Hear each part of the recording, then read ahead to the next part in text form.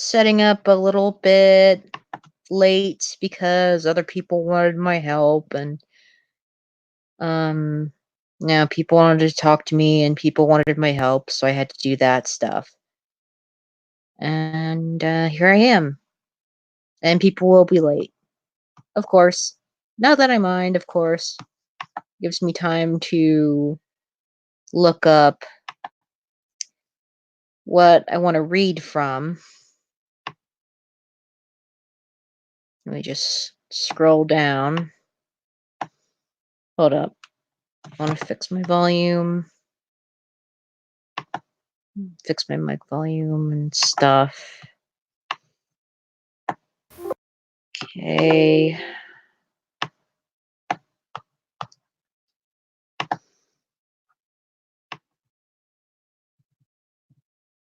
Alright. Volume fixed for mic. And now to copy link to my live stream and pin it on Twitter before I totally forget. Like last week. Alright. Check on StreamYard real quick. Nope. Nobody yet. Hey, Deserted. Hey, YouTubing Jaguar. Hello. Hello. How you both doing tonight? Others will show up a bit late. And when they do, we'll go ahead and get that topic started. Hello, JC. Hello. How's everyone doing tonight? Hope you're all doing great on this Monday evening.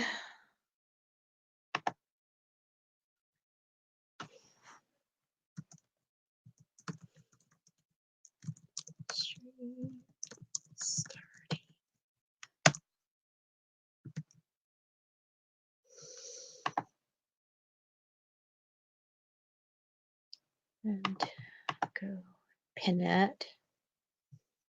Pin it, pin it, pin it. Done. All right. Check.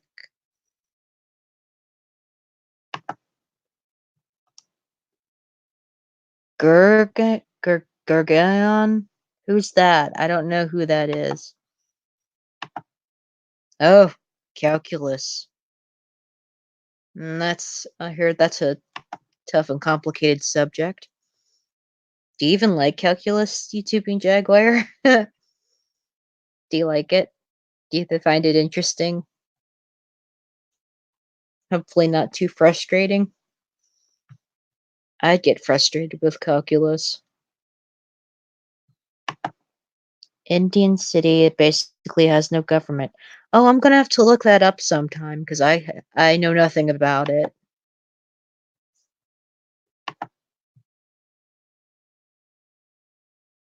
Well, it's cool that there's an Indian city that basically has no government, but I'll have to look more into it.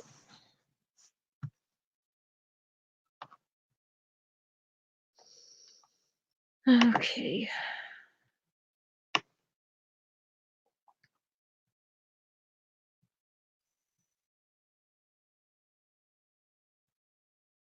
And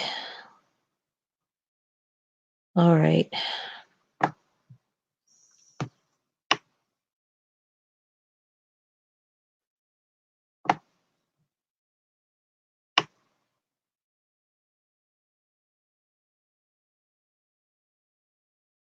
I'm just scrolling down a bit from the start of things.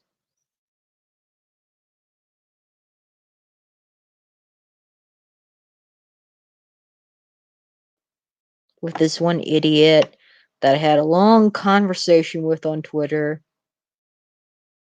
that inspired me to want to bring up a topic. So I want to try and find around the beginning of this. Almost there. Check over here. Yeah, I can imagine it's very time consuming. Almost there. Come on now.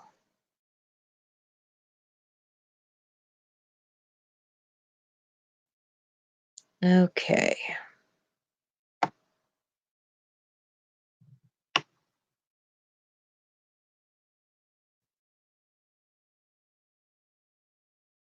Almost.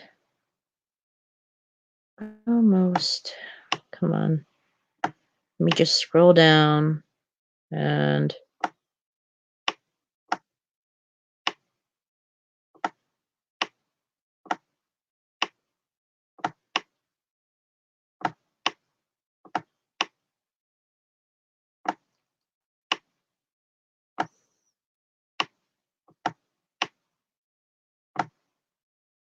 all right. I'll just Yep. All right, I found it. No. Go back. There. I sort of clicked on the wrong button.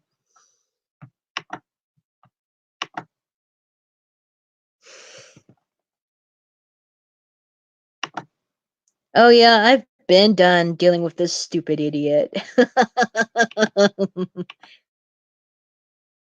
Winky face. Yeah. The really stupid idiots inspire me uh to want to provide to bring up a topic or do some type of content thing in hopes to encourage more people to know how and why this is stupidity and how and why you should avoid this stupidity and dishonesty. Hey, Cody Foray. Hey, hello.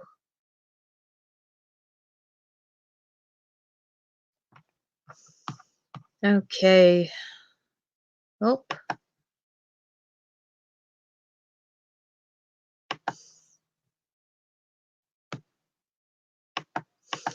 and that is that. Checking on Discord recommendation thingies, Discord notification thingies, and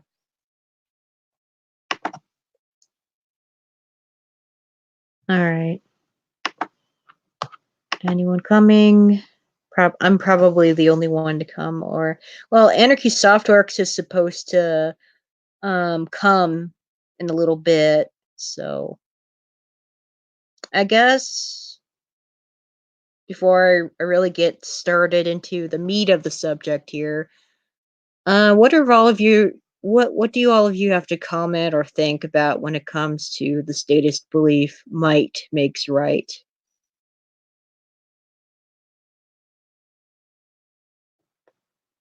Because that's pretty much what, as it reads in the title, is the discussion topic. That's what it's about. Might makes right, or argumentum ad baculum. I think I said that right.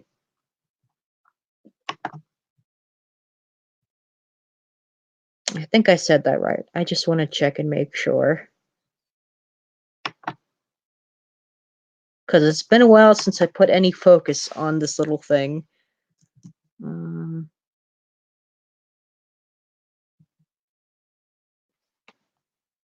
Yep, argumentum ad baculum. I'll just bring this up and read it. I got 2 infographics on it. Okay, so it's also known as appeal to force.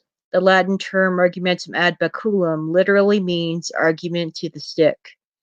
This fallacy makes an implicit or explicit threat of physical or psychological violence against others if they refuse to accept the conclusions offered.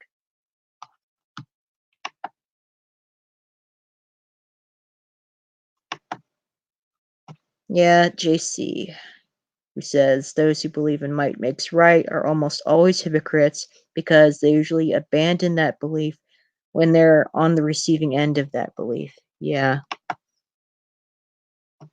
Yep. Yep, that's correct.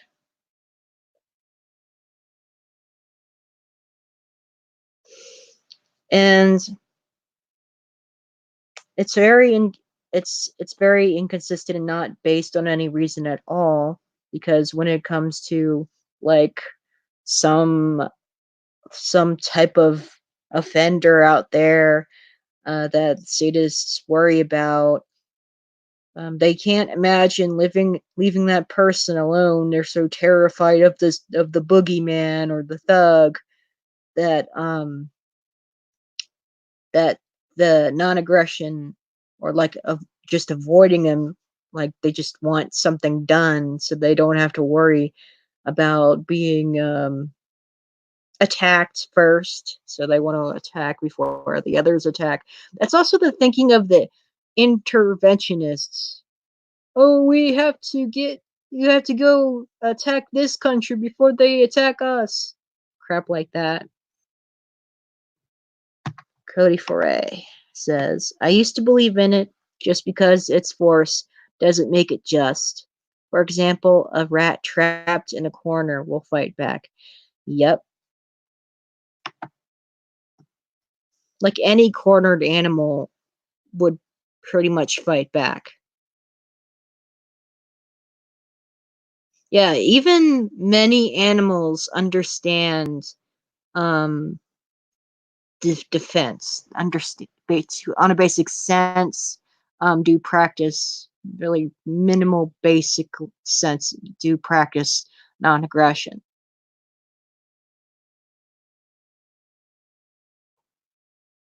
And animals, of course, such as the bee, are territorial. And if you attack a beehive, then the bees will come and sting you. And if you leave the beehive alone, the bees won't sting you.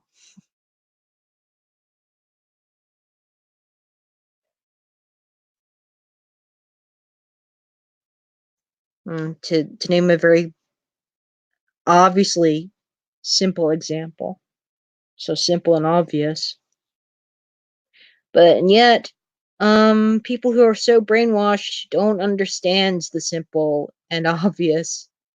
They often just let it slip. They often forget about it, or just say something stupid like it doesn't matter.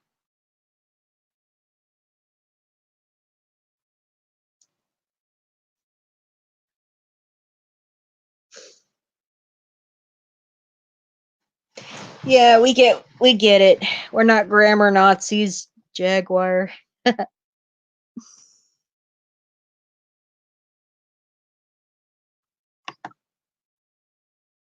Uh, darn, it might just be Anarchy Softworks and myself tonight, since no one else seems to be showing up in the call. All right. Yeah, and he will come late since he'd be putting his little girl to bed. No, family first, and I respect that. Okay. Well, I don't know if he has read through the whole Twitter conversation between this idiot and myself. Um, Rowan A. Boatman. This guy is um a utilitarian type statist. And he does admit that he is a know-it-all.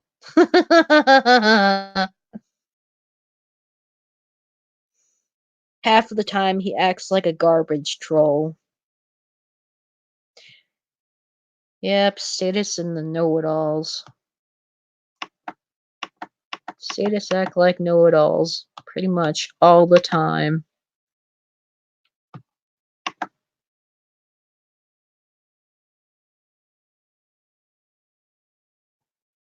Okay.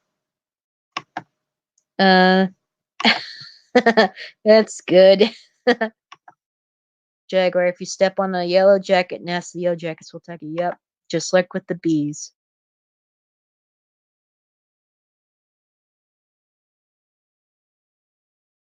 Oh boy, and watch out for the killer bees. Oh my gosh. I'm glad I never encountered any killer bees. They're scary. You don't want to mess with them.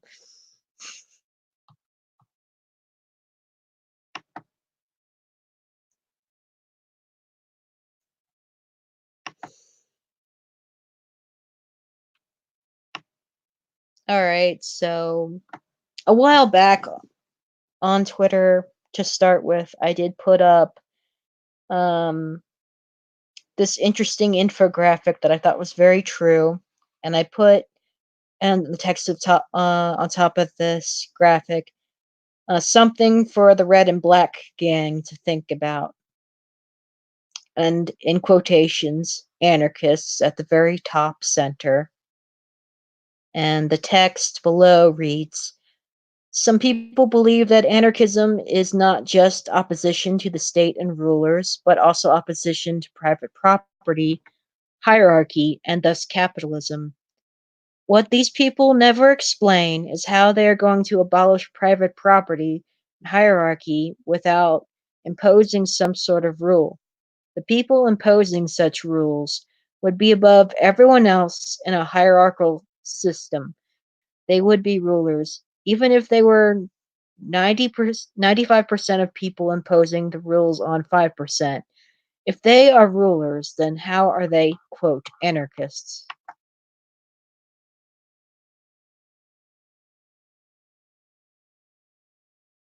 Yeah, yellow jackets and bees, they're all black and yellow.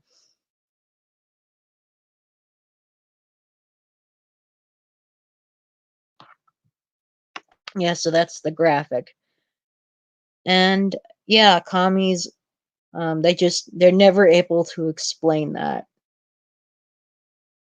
Anarcho communists, those who say they are anarchists, but really they're statists to believe they're anarchists. They still have the statist mentality to choose to use imposition and violence over non-aggression and never fully acknowledge self-ownership. Yeah, that infographic is really good. That's why I shared it. And this idiot who I did bring up a few weeks ago, in which I brought up the topic, the utopian slave mindset, in which he thinks that it should be the norm to make coercion more acceptable in life.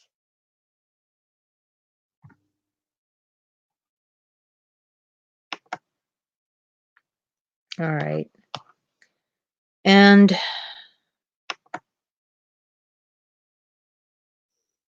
yeah, he also thinks that to have rules, they need to be imposed on people, or else the rules won't work, or they won't exist. Quote, general channel of my server. Hold on. Let me look, JC. Yep, it's that image. Yep, that's the one I shared. And I see something in shit posting. What's that? Oh yeah. The two ladies and the cat at the table. There is no gender. Then there is no pay gap. That's cute. Okay.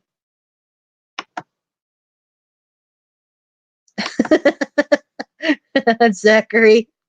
But Kitty, if we done ooze for us against them, they will ooze it against us, don't you know? Okay. Zachary, are you going to enter the call or what? The link is in the usual channel on my server, my Discord server, my main server.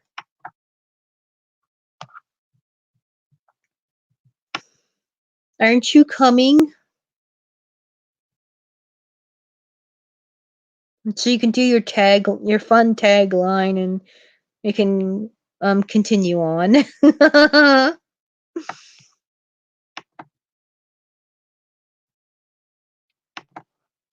All right. Hi, Arcano. Hello. How are you?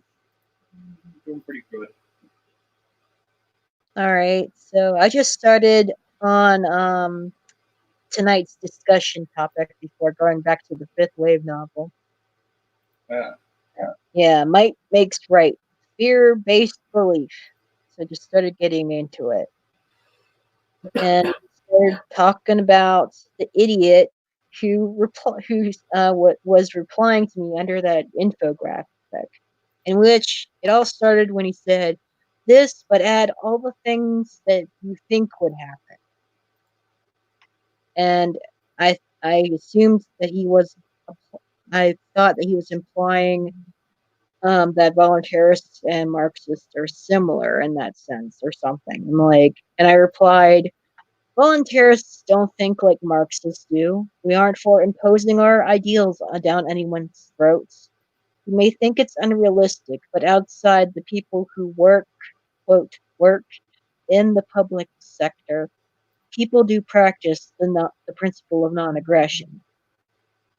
And continuing, communism and anarchism are very much opposed to each other economically, politically, and philosophically. uh, Yeah. And then he goes, anything in anarchism will be opposed to each other. Replying like a troll he was. And then I replied, freedom and anarchy aren't opposed to each other. Little do you know that government doesn't even follow its own rules. What's wrong with not forcing your beliefs on others? If justified for you, would it be different for someone else doing the same thing for them at your expense? And then he goes, huh? Sorry? yeah. If someone forced their beliefs onto him at his expense, he wouldn't find it so. He wouldn't find it to be smiles and handshakes. Yeah. You would hopefully understand the point we were trying to make. Yeah. And so to my question and that reply that I posted to him, he replied, contrary to anarchist delusion, freedom isn't a standalone political ideology. In every anarchist book I've read, too, lol, the only justification they have for their beliefs is the word freedom written over and over in blood and feces like a hemorrhoidal howler monkey.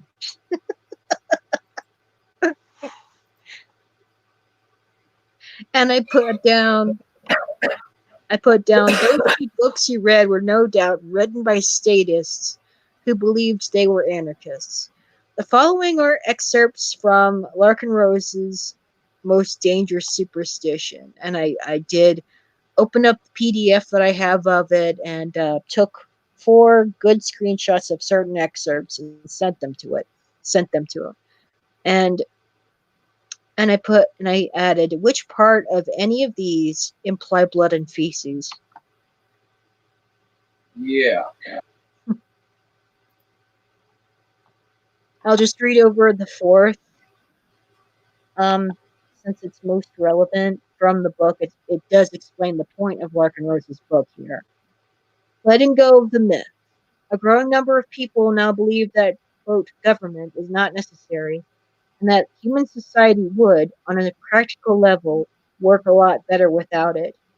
Others argue, regardless of which works better, society without a coercive state is the only moral choice, as it is the only choice that does not support the initiation of violence against innocent people. While such arguments are both valid and worthwhile, there is actually a more fundamental point that renders such discussions moot. Authority, whether moral or not, whether it works or not, cannot exist. This is not merely a statement of what should be, it is a description of what is. If, quote, authority cannot exist, as will be logically proven below, any debate about whether we need it or how well it works on a practical level is pointless. Accordingly, the point of this book is not that, quote, government should be abolished, but that government, a legitimate ruling class, does not and cannot exist, and that failure to recognize this fact has led to immeasurable suffering and injustice.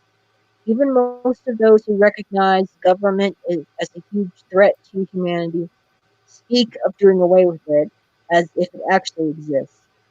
They speak as if there is a choice between having a quote government and not having a quote government. There is not. Quote government is a logical impossibility. The problem is not actually quote government, but belief in that. By analogy, one who realizes that Santa Claus is not real does not start a crusade to abolish Santa, or to even evict him from the North Pole. He simply stops believing in him. The difference is that the belief in Santa Claus does little harm, while the belief in the mythical beast called authority has led to unimaginable pain and suffering, oppression, and injustice. Gee, nothing about blood and pieces in there. Yeah.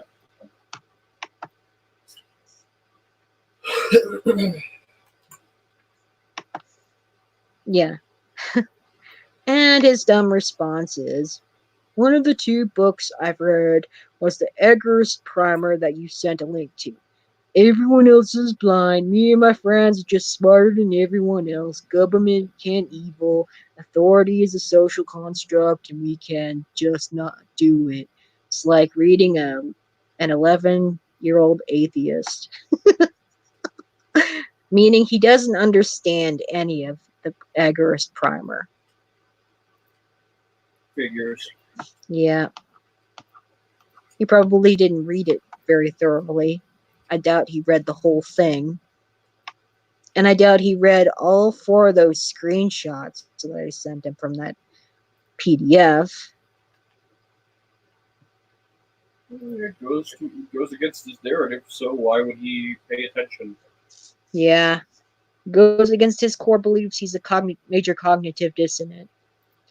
And I added voluntarism and anarchism. Voluntarism, anarchism requires capitalism, voluntary interactions and exchanges. And then he replies, it requires lobotomies. Just because capitalism can work with lobotomies doesn't mean that anarchism can work. And I said, invalid argument. People who reason and make good choices don't need lobotomies. Those who have mental illness and can't reason properly don't necessarily need that either. And then I asked him, are you claiming anarchy as a mental illness? Well, he did say delusion earlier, but I wanted to confirm on that. And he says, to confirm on his belief, his stupid belief, his incorrect belief, he says that the only way anarchy would succeed is if everyone had their higher brain function removed. I said, woof, that's bogus. The belief that anyone has the right to have a higher claim on your life than you do is simply, by its very essence, contradictory and antithetical to being a responsible and independent human being. And I've added this little meme here. Humans are so strange. We can climb the highest mountains, explore the deepest oceans, and travel to space. But for some reason, we can't move past this idea. We need political overlords who tell us what we can and can't do with our own lives. Well, that's about the gist of it. Yep, just about. And Kind as of I ironic, said, really. huh? all these amazing achievements, and yet we couldn't figure out a simple truth. Yeah. Here comes Zachary. Is Hello, everyone insane? Close enough. Well, Rowan is definitely insane, and just reading his implies. His writing implies. Did you see my private chat? Hold on, let me see. It was reference to what you said about telling people what to do. Yeah, meh. Technically, God could do it due to owning the whole universe, but you know. Mm-hmm. That's the main exception. Yeah. I mean, homesteading principle. I mean, he technically so. Mm-hmm. Yep.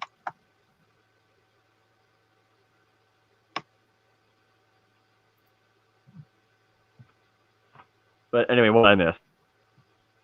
Okay, so you didn't miss a whole lot. I was going over the very beginning of what this obviously utopian slave douche, this dum-dum, yeah, thing. This thing that thinks he's a human being, a civilized human being, when he's totally not. He So does. uncivilized. Yeah, very uncivilized. Yes. And it's the same guy that I mentioned back during the slave utopian mindset topic. Same person, so he got back to me, and responding to the ones about that point out the flaws of the so-called ANCOMs. Oh, And, those people. Yeah, and Rowan, he said he was mocking the Eggerist primer. Quote, everyone else is blind. Me and my friends are just smarter than everyone else. Government can be evil. Authority is a social construct, and we just cannot do it. And then he said it was like reading. Mr. Strongman, give me a break. Just shut your pie hole, for goodness sake. Are you just or have you been drinking? No one is convinced by this. What were you thinking? Yep. Yeah. And he said it was like reading an 11-year-old. It's like reading what an 11-year-old atheist says. Yeah, right. Oh, He's yes, yes. Much projection. Yeah. Oh, yeah, and the way I meant that one comment to be read, Marianne, was, you understand, they will use it against us, don't you know?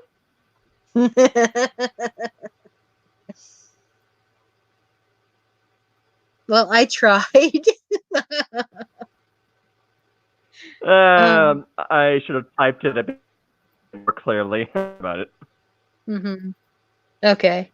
So, yeah, he was projecting his own childishness. That's what he was really doing when he said that. And the part where about it requires lobotomies. And then I asked him that when I said voluntarism, anarchism requires capitalism, voluntary interactions and exchanges, and then he says it requires lobotomies. Just because capitalism can work with lobotomies doesn't mean that anarchism can work.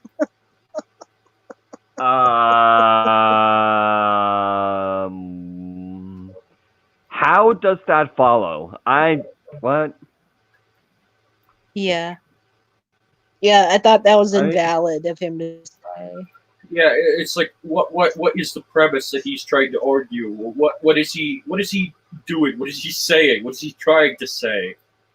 What's he even arguing he was against? he was arguing against anarchism, and I asked if he was claiming anarchy is a mental illness, and he did say that he did claim that the only way for anarchy would succeed is if everyone had their higher brain function removed. Projection much? Actually, yeah, projection. I mean, look what happened every time socialism and communism have been tried. Oh, but I guess all those failures don't count because that proves it was not real communism, it was the real socialism. I know. Oh, it's not real communism. It's never been tried. Oh, yeah, Except communism's never been tried. because if it was, it would have succeeded.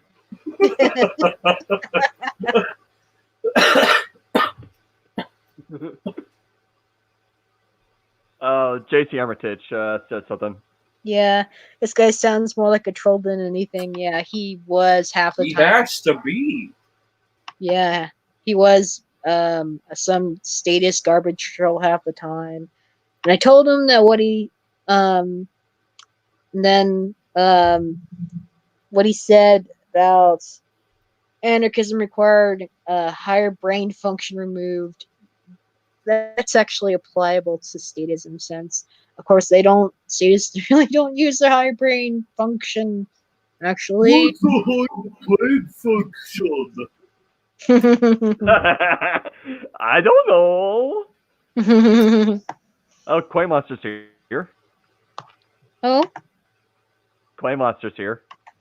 hi, Koi hello. Monster. Hello. Glad you could join us. Nice to see you in the chat. Yeah, come laugh with us. You'll laugh along with us now. So, in response to his part about the higher brain function being removed under that anarchy has to work under, I'm like, oof, that's bogus. The belief that anyone has the right to have a higher claim on your life than you do is by its very essence contradictory and antithetical to being a responsible and independent human being. And I added the meme with the guy dressed up in winter, and he's like standing on top of a mountain, arms outstretched, with the captions, "Humans are so strange. We can climb the highest mountains, explore the deepest oceans, and travel to space, but for some reason we can't move past this idea that we need political overlords who tell us what we can and can't do with our own lives." I mean, it's an elementary truth. A moron can see this. And don't forget the roads. Oh yeah, my roads, man, my roads. Without these tyrants, who would build my roads? Wait. Domino's just did that, right? Abort! Abort! Abort! Yeah. Okay, I know that my roads argument is bullshit. Shut it down. Mm-hmm. All right, Koi. It's okay. All right. Well, we said hi back. Unless of you to say hi. Was Koi unable to join? Yeah, she's gonna call Crow. Oh. Yeah, stuff. Yeah, she's gotta do. You gotta do that. All right. Continuing on.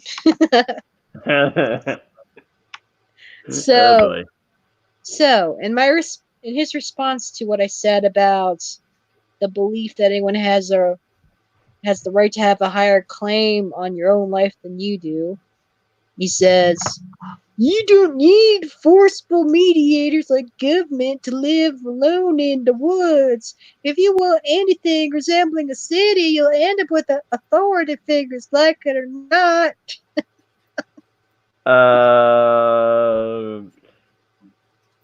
Okay. Is this a good time to pull them up? Is this a good time to do the Mullen meme voice? Okay, go ahead.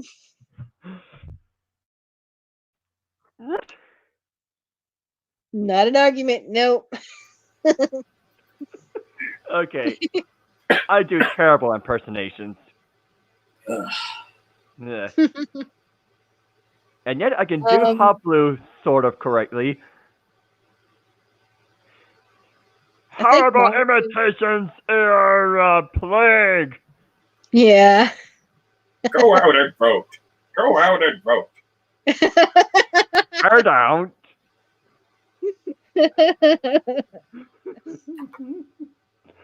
Spread. I responded his nod to his non-argument. The honest reason I don't live in a city as of now is because of too many people with nothing better to do and more state police than what I see from where I live. However, no matter how many people live together in any location, they should be allowed to coexist voluntarily. Yeah.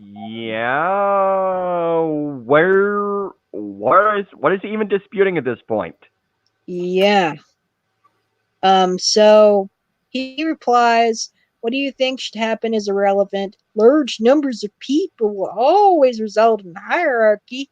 I'm not saying it's a good thing, just saying it's a real thing. And he implied that I was against hierarchy. And I replied, I never said I was against hierarchies. I'm against involuntary ones. There's a difference. Yeah, there is a such thing as a voluntary hierarchy. Yeah. People seem to get so hung up on this. They do. Yeah, they do. It's annoying. Yeah, it's very annoying. Especially when commies make this stupid argument. Ugh. But don't you know? Clarifying. But don't you know? Say that you're for voluntary hierarchies is more Trump. Ah! Orange man bad. Orange man bad. I mean, you just know. You just know they're going to pull out the Trump card eventually to try to shut you down. Even though we are all about Orange Man. Yeah, exactly. I mean, he's just like every other politician. He sucks. Yep. Yeah, and he's done a surprising amount in the name of gun control. Yeah, he's definitely anti-gun. Well, gee, Trump, you really should have brought more gun. More gun is good. Yeah. But he's still lost a very promise. Bull crud. Bull crap, yeah. So, alright. And so I said there's a difference between voluntary and involuntary hierarchies. He says he knows that's why I said like it or not. 2 tweets back in the thread. I said, well, I'll just not associate or engage with involuntary hierarchies that want to dominate and have control over everything I do. Pity you'd be willing to pull up a pity that you'd be willing to put up with such lunacy, right? That's why I'm me and you're you. Yeah, that's essentially it. Yeah. And he's your This is why we are not one and the same. Yeah. Totally not. Oh, JC Armitage, and also Cody Ferret. Okay, that's because the state doesn't actually. Okay. Oops, sorry. Sorry. Okay. That's because the state does not actually build the roads. They just contract it out to some probably unionized corporation. Yeah, what skilled labor is not unionized at this point? Mm-hmm. It's almost unavoidable. Yeah, granted, it's a perversion of the it's a perversion of an entity in the private sector, but it's still in the private sector. It's not fully owned or controlled by the state. They regulate it and whatnot, but it's still privately owned. And it's the one building the roads. It's the private sector is the one that's actually doing the road work. Yeah, Cody Farrett agrees. You can read that one, Marianne. Okay. Maroons! Even when I was a minarchist, I knew that the roads argument was not a good one because I always saw a cat or other company's logo on their vehicles. I never saw a department equivalent. Exactly. Yep, good point. Yeah, like even my grandmother, she's I don't really get her talk. I don't talk to her about this stuff a whole lot, but even she said, "Well, it's private companies and whatnot that do the road work. It's like they're contractors doing the road work." And I'm like, "Oh, yeah, that we could definitely make our own roads without state involvement." Yeah. Mm-hmm. Oh. Right. Yeah. Somebody ought to check their glasses if they're wearing any, because apparently they're not. Because apparently they're unable to see that there are people outside from government that are already doing the work. Yeah. and and because the roads have already been laid, it's really only a matter of repairing them. Yeah, basically.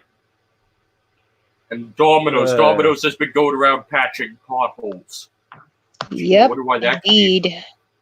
couldn't be. And then there are Russian smugglers doing it behind the government's backs there. Even a 12-year-old could fill in potholes. But there was a story about a 12-year-old filling in potholes because got tired of waiting for the roads to be maintained by so-called government providing something. Didn't like the local township or whatnot get after him for it? Get what? Didn't like the local authorities or something get after him for fixing the roads? Oh, yeah, I'm not surprised. Well, no, I wasn't real sure if not. they did or not. Yeah, because if they did, it's like they did. Yeah, because if they did, it's like, what's wrong with you people? He's doing what you couldn't be bothered to do, and then you get mad. Man, so ungrateful. So ungrateful. Yeah.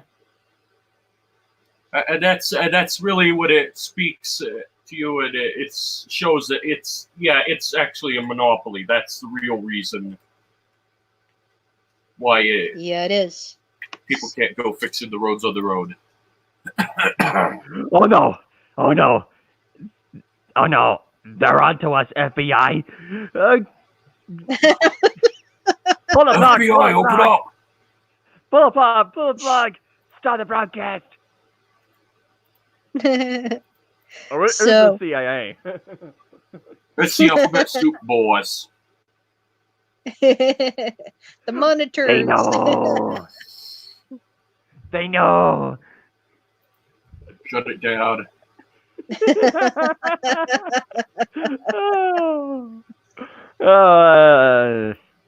YouTube's probably YouTube's probably not going to be happy about this. No. So here's more. So he said about Marxists and me. He said the only difference between you and Marxists is that they double down on their delusions about society. And then he claims rule enforcement cannot exist without imposing your beliefs.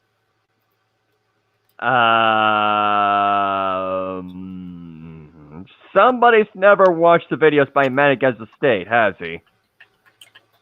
No. And Filthy Heretic's gone into detail about it too. I mean, the law would just take a different form. It would be more restoration justice rather than punitive. I know. There was this. I do have something that someone posted on Discord, and I had to take screenshots of the whole thing. So I think it's a good time to read it. Yeah, I mean, come on. There is even an entire other set of libertarians. Yeah,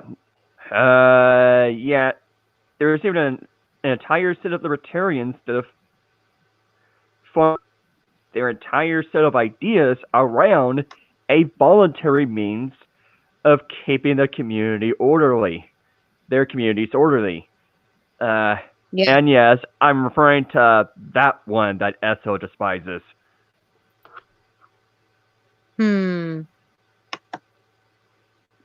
What is that he despises?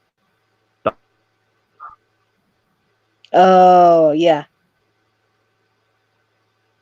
All right, so I found the 2 screenshots that I took from Discord on Esso server. It's from Quispy Trains.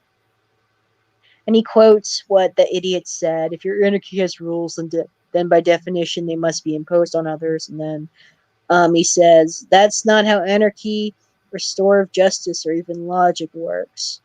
Natural law arguments aside, stateless societies with general rules against coercion don't, quote, impose them on others, because said guidelines are negativist and passive. To, quote, impose assumes that you're utilizing a contradictory status-esque definition of law, which requires monopolized arbitration to enforce, and is generally about coercing different people into a certain behavior or ideology rather than outlining protections from positivist aggression. Given that this guy doesn't even understand passive-active positions in logical argumentation, much less that stateless societies would generally operate under a system of restorative justice, not punitive justice, it's not a stretch to say that he's just proving the DKE to once again be rampant amongst statists. DKE? Yeah, let's look that up, because I'm not sure what he meant by that.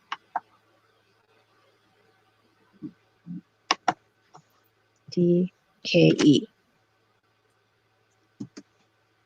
What is that?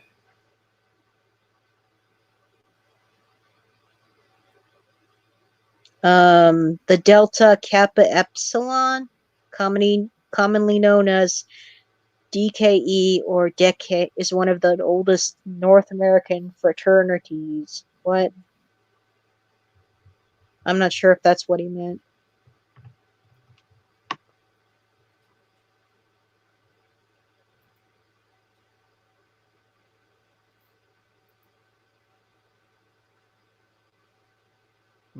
Brett Kavanaugh's fraternity at Yale or something.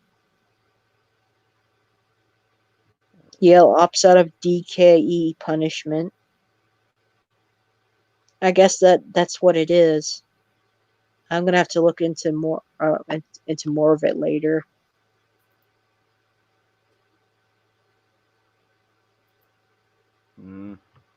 Well, anyways, I pretty much understand what is mostly said there. I just had to share that. And yeah, so his thing about rules have to be imposed on each other, that we have to bully each other to be good people. It's just not, no, that's not how it works. That's not how civilized people act.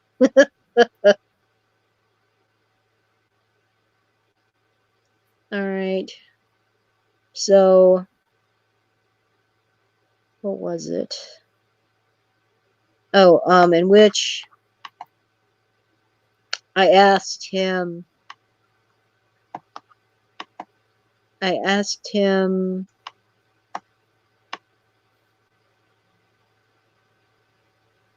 in response to about what he said about rule enforcement, and I asked him, why should people have to impose on each other in order to live happy, healthy, and beneficial lives? I honestly don't at all believe that societal bullying is civilized. And he replied with a non sequitur. You might as well ask why people have to masturbate.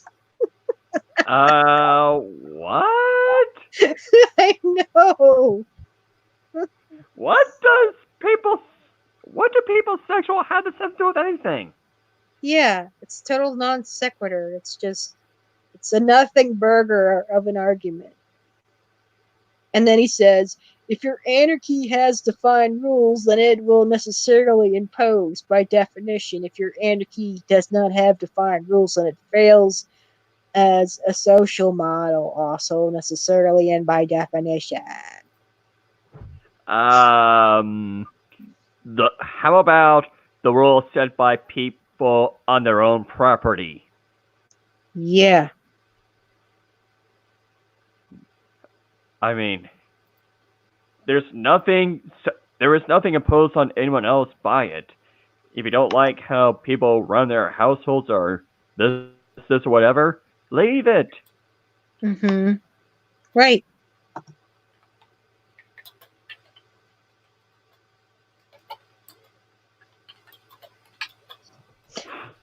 Yeah.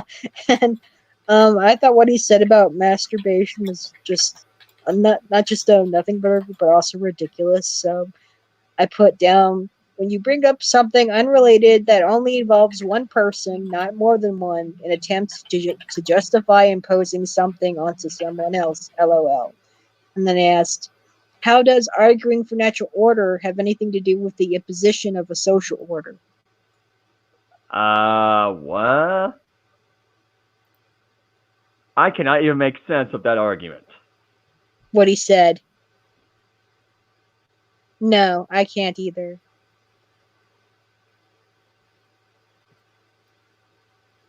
Maybe he was trying to Cody say. Parrott. Maybe he was. Huh? Cody Parrott. Turning nothing burgers into something burgers, esoteric entity. Yeah, pretty much. Oh, JC Armitage said the DKE is the Dunning-Kruger effect. Oh. DKE, and the way Crispy was using it means Dunning-Kruger effect. Okay. Yeah. Oh, speaking of Quispy trains, is it possible for you to invite him onto my server, Marianne? I'm not sure if he and I share any servers.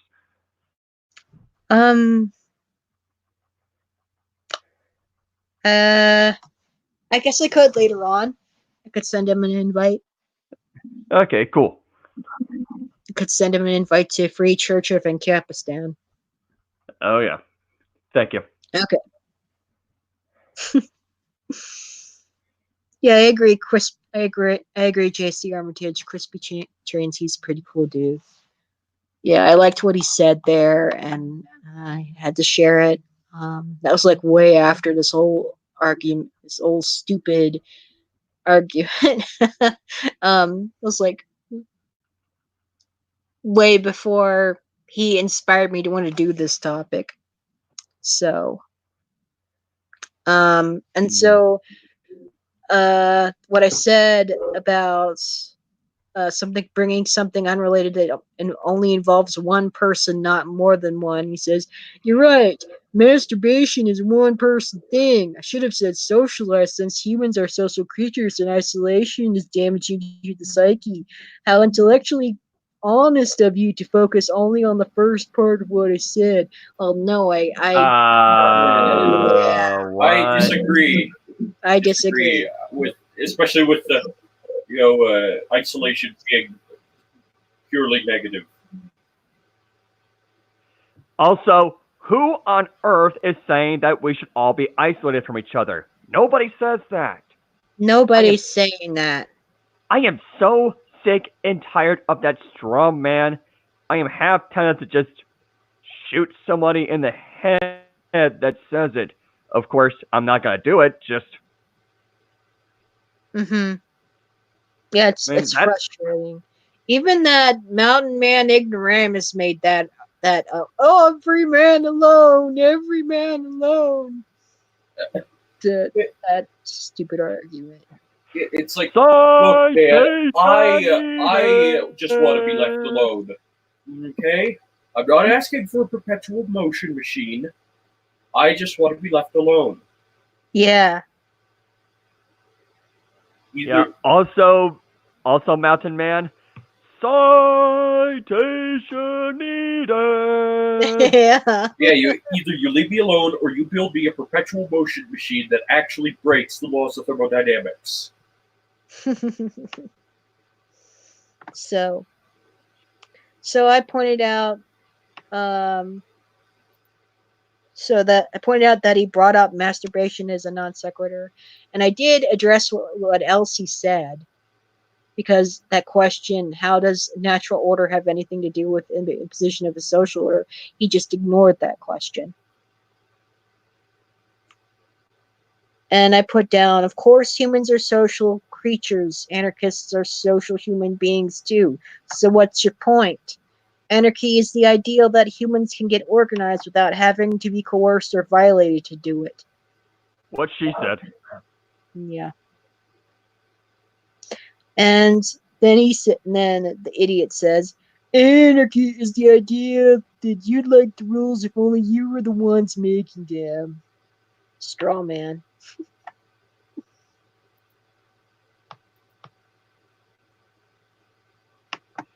Okay. Etymology 101. An. No. Archy. Rulers. Put that together, what do you have? No No rulers. rulers. Not no rules. Rulers. Yeah. Yep. Let's see.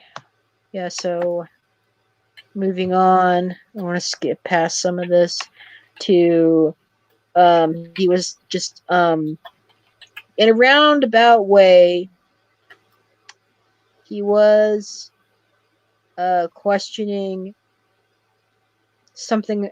Let me see. Oh, he eventually brought up the communists. Yeah, right here. If you stop communists from taking your property, then you're imposing your beliefs on them. If you don't, you're cascading to unreasonable demands. Exactly what anarchy was supposed to prevent. I'm sorry, what? I'm not taking So anyone's self-defense. things. I'm not taking anyone's things. I'm not forcing anyone to do anything they don't want to. How am I a communist? What the heck? It's just, how is self-defense legislating? How is Yeah. self-defense? I mean,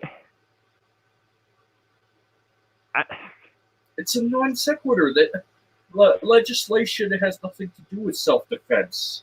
Yeah, and imposing man, something on someone has nothing to do with defense at all. This is the mistake that he kept making over and over again throughout pretty much the whole conversation. And I pointed it out a couple of times that it's just wrong and stupid to conflate the two, because I dumbed it down for him, saying that those who confuse aggressive action with defensive action have no clear stance on right and wrong, nor a clear stance on what is civil and uncivil. Yeah, and I told him he's a confused individual. I told him that to him twice. He is confused. Yes, Oh, but- very confused. oh, but Kitty, light is darkness, shadow is light, and fire is water. Don't you know?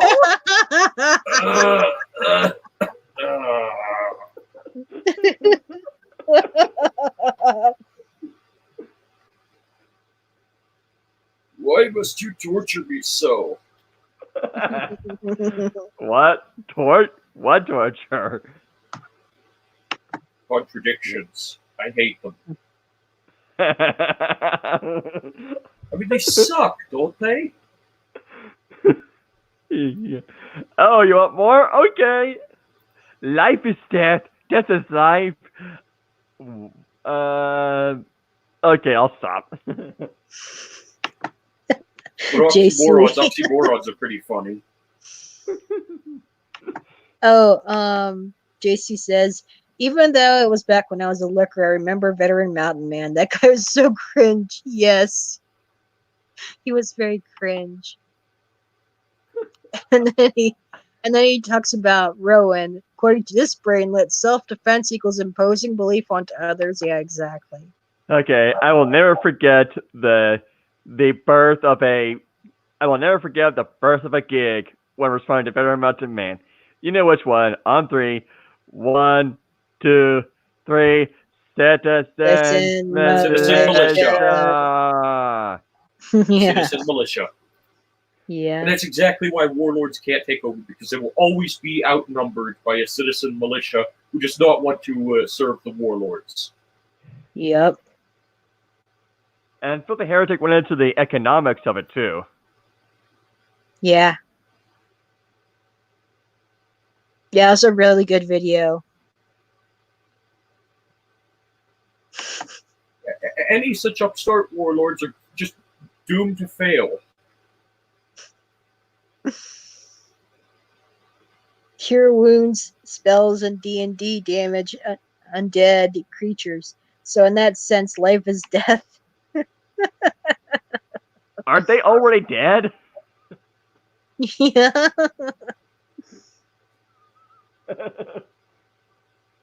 So, so I responded to his nonsensical statement.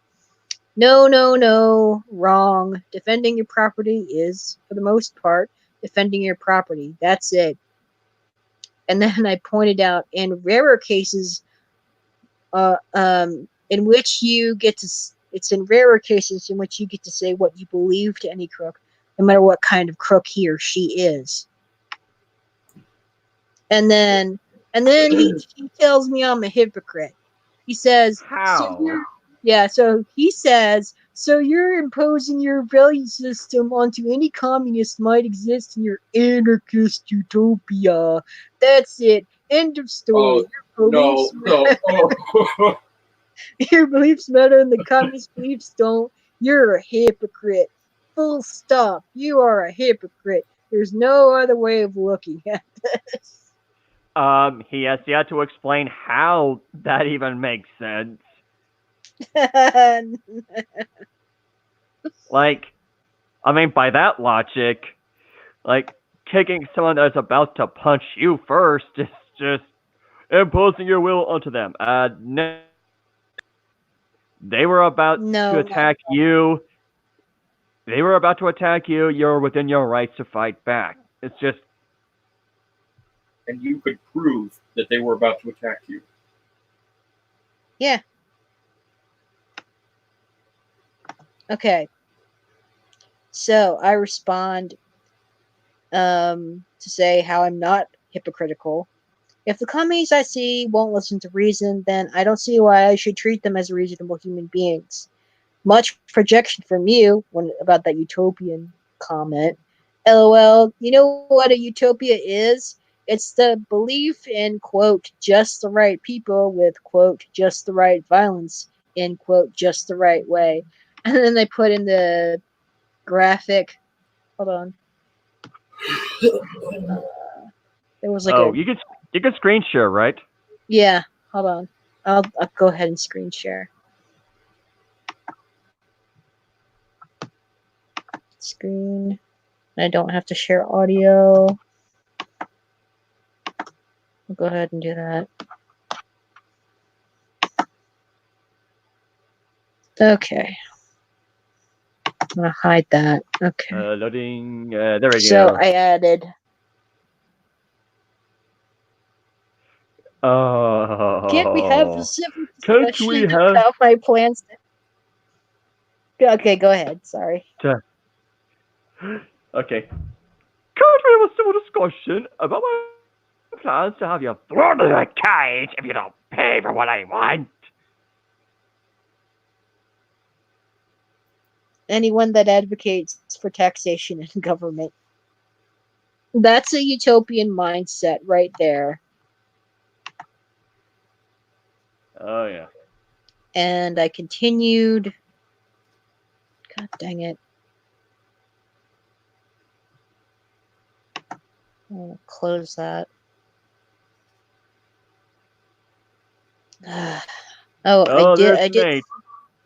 Yep, Nate. Yep. Those they was retweeting something else. Yeah, good man. Yeah, he's awesome. Yay, Nate. Shout out to him. Alright, so I add something else to his utopia, stupid utopia statement. I'm gonna find it real quick. Someone else was responding to this idiot. Another anarchist. Man, does he ever shut up? Okay, almost there.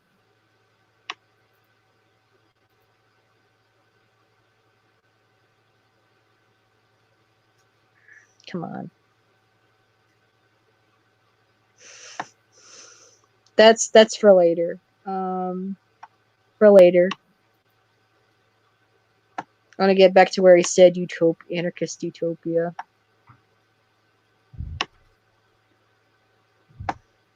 Yes, he did reply a lot, and this sort of went on and on last night. God dang it. Yeah, even FaZe Cord replied to this moron. I'll get to that in a little bit.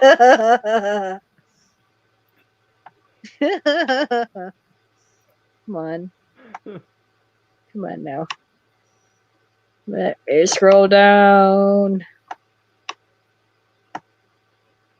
Down, Oh. down, gravity. Schoolhouse Rock, gotta love it. Yep. Yep, Schoolhouse Rock is fun. Okay. It was something to do. Well, I'll just somewhat paraphrase with what I said. I said, well, you want to lecture me about utopia? Go look in the mirror and do that. That's what I basically said. Ooh. That's how it works. Yeah. Insert black man reacting. Oh!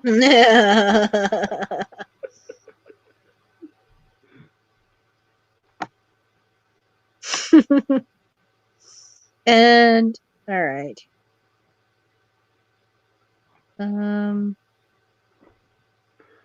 So yeah, and he claims this part right here: murder is bad, self-defense is good. What constitutes self-defense? If an intruder is running away, can I shoot them? Do I need a warning? Do I need proof they were intruding? You clearly haven't thought this shit through. No, you haven't thought this shit. You don't need to prove anything to anyone. Yeah. So I said I agree with him. Defense is great and murder is horrible. I see no problem there. If the intruder runs away without taking anything, you do need to have something to show there was an intruder. Again, I agree with that. If you want to... this guy's just making up shit at this point. Yeah. Yeah, right here. No, they were my ass and they threatened my life. I should allowed to shoot them, even if we're running away empty-handed. And I said, you don't have to say you should be allowed to shoot the asshole who threatened you first. Just shoot him and defend yourself before the asshole kills you. Duh. Him, her, or they. Who says you have to fight a group of assholes on your own? What about your neighbors? Aren't they allowed to help you? Exactly. Yeah. And then Not relevant to the topic. What? No, you just don't like that you aren't able to answer it without destroying your narrative. Because you know it's true. Yeah. You know you have other people to count on that are not men with badges. Yeah. There's nothing Duh. special about it. There's nothing special about a guy in a badge. He's just a guy in a badge. Yeah, that's it. Badge doesn't grant him special powers, special superhuman powers.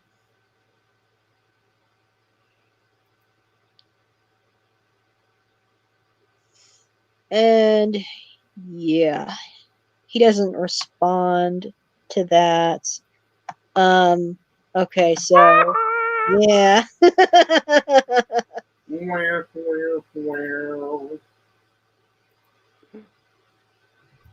All right. And then sometime he said something about,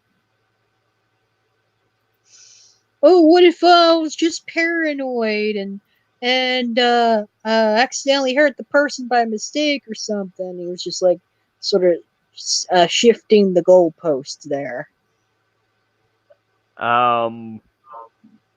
Well, were you? Yeah, were you?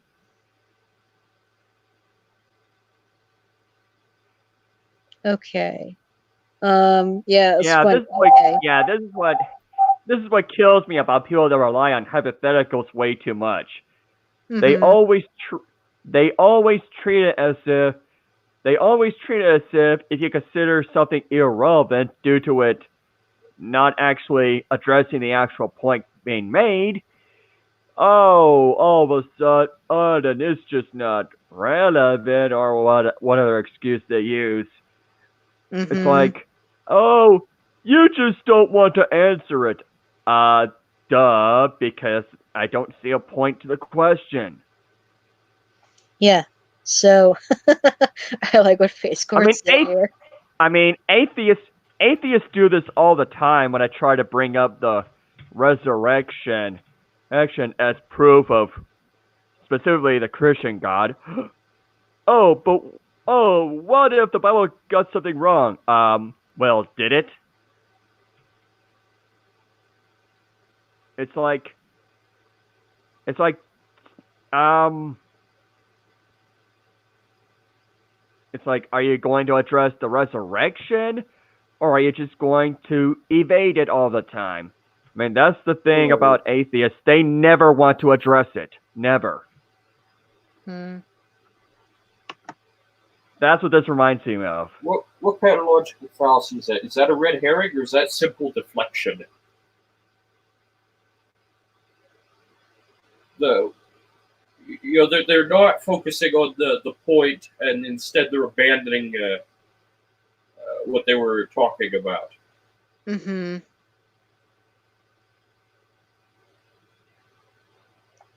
I like what Face Court said. Okay, yeah, the logical form of a red herring. Person makes argument A, person makes argument B, argument A is abandoned. Yeah. Yeah. Then shifting the goalposts. Yep. The last resort of someone that knows they cannot win. Face Court here. I'm not even fully anarchist, and I still can tell this bent has no understanding of anarchy. It's the abolishment of rule to establish a voluntary society. Anarchy at its core doesn't stand for enforcement. It relies on voluntary individual interaction for day-to-day cohesion. Exactly. Mm-hmm. Yeah, I mean it's not going to be an overnight success. We'd have to teach people that they can get things through voluntary interaction. Yeah. We'd have And to there are teach them multiple how to ways to live do without it. a state.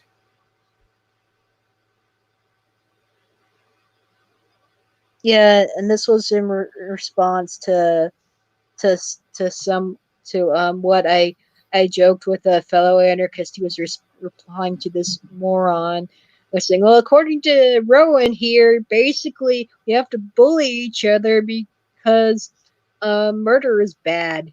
We have to bully each other in hopes of making sure that they know that murder is bad.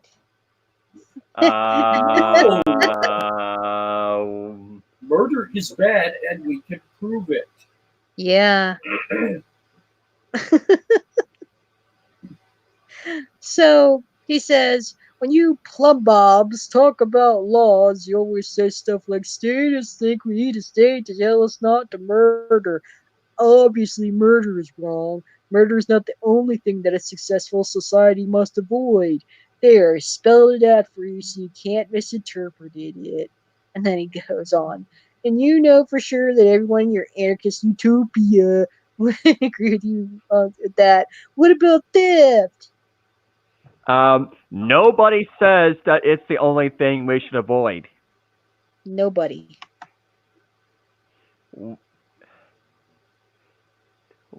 Where is he getting any of this from? Yeah. He's just making shit up. I mean, to quote Shea Killian, he is outright lying. Yeah. Lie.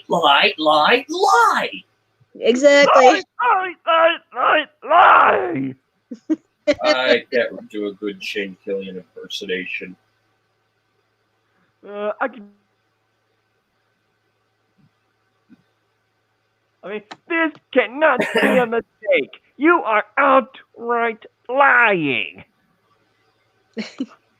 He says here, my views require the use of force. It's not hypocritical for me to support use of force to impose on people. It is 100% hypocrisy for you, though. Except we're not even arguing for it. Yeah, We we're Or not don't not. even arguing force. for it. Our ideas are actually capable of standing on their own merits. They do not need force. Yeah. And if you need force to have your good ideas or any ideas work, then your ideas aren't weren't worth much to Your begin. ideas suck. Yeah.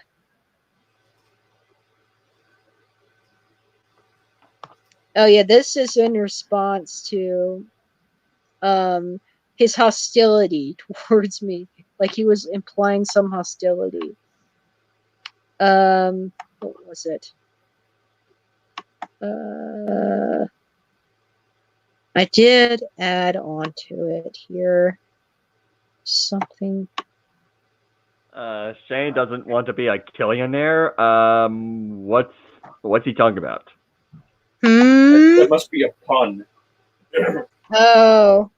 There's Stastix the Fox. Hello, Coprad. Stastix the Fox. Caprod. I like Yeah. that. Yeah. Caprod. Alright. Alright, so what was it? Crap. I had it. Alright. Okay. So it was something to do with his hostility. Oh boy, ain't that always the excuse people give? I never Yeah, so said you impressed me, and I never cheered for a politician. Okay. Who said that we were? yeah. I'm not a state that's trying to convince you of anything. Oh, really? I'm just trying to understand why you can't see the massive gaping hole in your own ideology. Oh, ain't that always the excuse anyone gives when they cannot win a debate? Oh, I'm not Yeah. trying to convince you. I'm just trying to understand. I see this with atheists all the time. Almost all the atheists do this.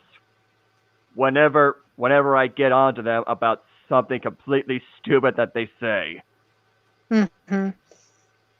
So I said, "Are you sure you haven't voted for a politician? What massive gaping hole. I think it is those who hold a belief in, quote, government and external authority who can't seem to understand both the seen and unseen." He said, "Voted? Sure. Cheered? Hell no." Okay, but you voted for that politician, didn't you? Yeah. I mean, if you were willing to vote for him and thus support him, you're going to have to live with whatever that politician does should he or she get into office. Yep. I mean, that's what kills me about the whole if you don't vote, you don't have a right to complain bit. Yeah. Because if you vote, you are directly responsible for what happens next.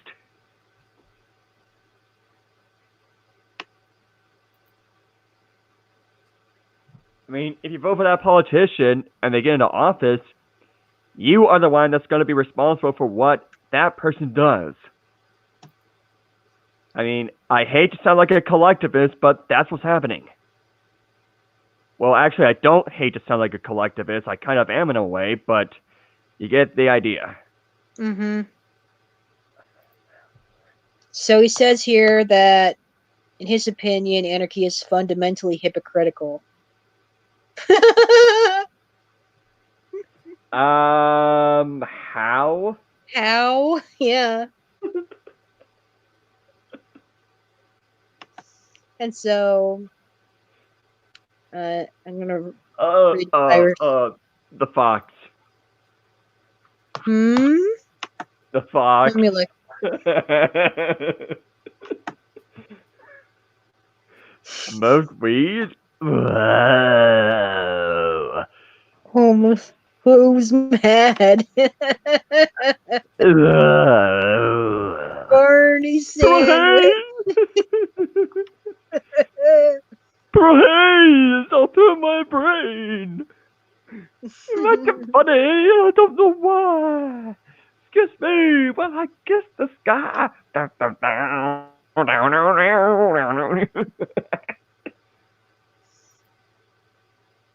Well, they did mention weed. Yeah, well, they did mention weed, so I mean, well, have fun with it.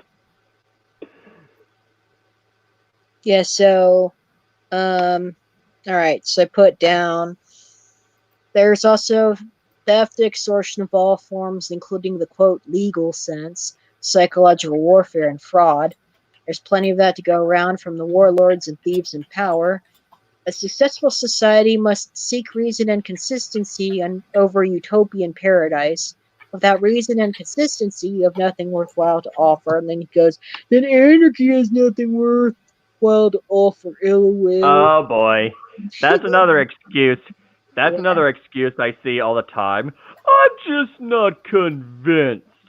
Yeah. Okay. If you're not convinced, then point out what you think could be improved. Yeah. Man, I see this all the time when I conduct apologetics. I mean, it's like, it's almost as if they just want to stall for time. I mean, say what you will about me as a Christian, but at the very least, come up with an actual argument. All right, so, and then he said, remember that no moral grandstanding will ever convince me of anything. I know you think projection much? Yeah. Yeah, projecting. And I said, well, many sadists aren't necessarily malicious, but they are immature, cowardly, irresponsible, and idiotic, self-destructive. They don't know any better. And he's like, and you'll pray for me, right? LOL. I might. Mm-hmm. Without morality, ethics, and philosophy, then we might as well be barbaric cavemen or devolve to be as such. All of what I listed, in addition to integrity and good reputation, they all matter. Oh, And he says, right, and we have fundamental disagreements on all those things. I don't trust your moral judgments, so telling me that you think I'm a bad person for my beliefs will never change my mind. I'm just not convinced. Yeah, and flat earthers are not convinced about the Earth being a blank sphere. So what's your point? Mhm. I said, only if you choose to question and examine things for yourself will you change your mind. Up to you. You don't care that I see you as a misguided dumbass, but guess what? I don't care that you don't care. And facts don't care about your feelings. Yeah. Oh, Cody Ferret says something completely based. Hmm? Cody. Cody Ferret. Cody Foray, right here. Uh, yeah. If the Yeah. people If who the people voted, who voted for the. Okay, go ahead. all right, if the people who voted for the winner of the elections uh, had to pay for it only, no one would vote. Gee, I wonder why. Status mad times 69. Oh no. And I Armor guess said, it's a mystery we'll just have to solve later. "Oh, look at Arch." But don't you see? Sound is perfectly okay so long as roads are built. Roads mad. Hey, don't go taking Hulk Slay now. Okay, so he says, I've already examined things for myself. You just can't fathom the idea that you might be wrong, can you? I'm the open minded Projection one here. much? He says he's the open minded one. Right. I mean, he's strawmanning us all the way, and we're the close-minded ones? What? Yeah, and he says, your goalposts never existed in the first place. Nothing I could say would ever change your mind. Says, nope, you have not. You conflate the initiation of force with defense when they are meant to be different. This means you are a confused individual. You are most certainly not open minded, lol, and I doubt you could change your mind because of that contradictory thought. Cognitive dissonance on his part. Yeah, yeah. And goes, I'm definitely open minded. No, you're not. No, you're not. So not. Lie, lie, lie, lie. It's like, dude, if you have to advertise it that much, it is not true. Yeah. I mean, 9 times out of 10, people who advertise their positive traits don't even have those traits.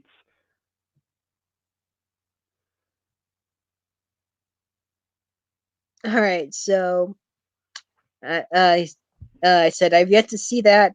How is initiation of force in position being the first to start a fight the same as defending yourself? With this way of thinking, you might as well agree that there's nothing wrong with bullies or thugs of any type because they, quote, defend themselves by taking your stuff. Yes, what you're doing is similarly that dumb.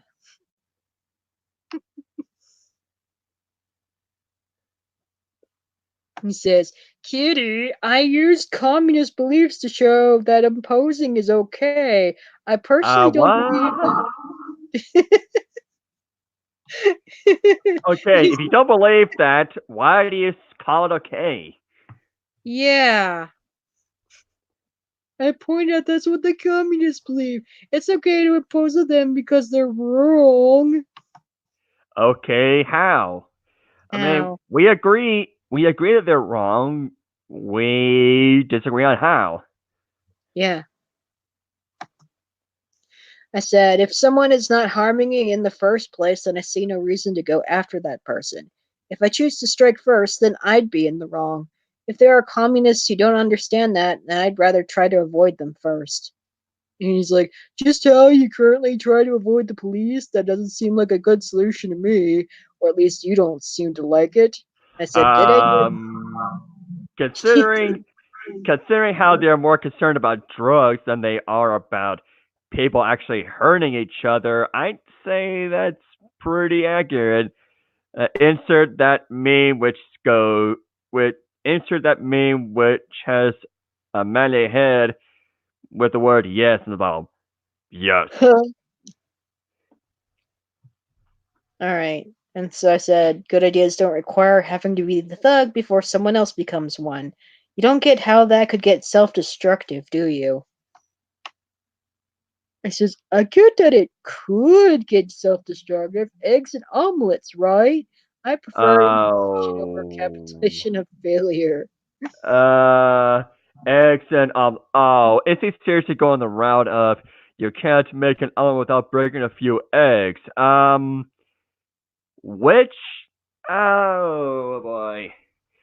Even as somebody that has some collectivist tendencies, that's just messed up. Mm, If something is great for the whole of the group,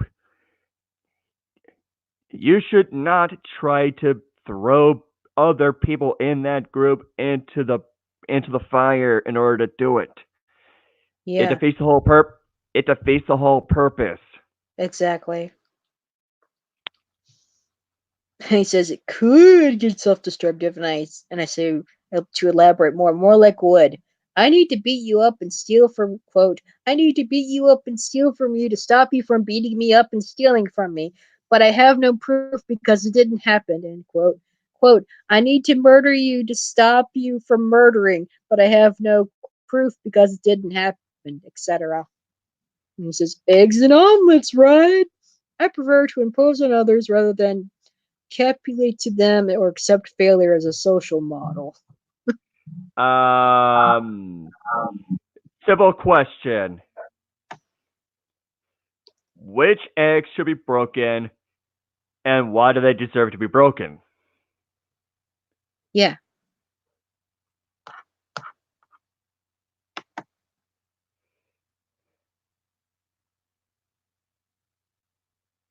I mean, if something's wrong, it is wrong across the board.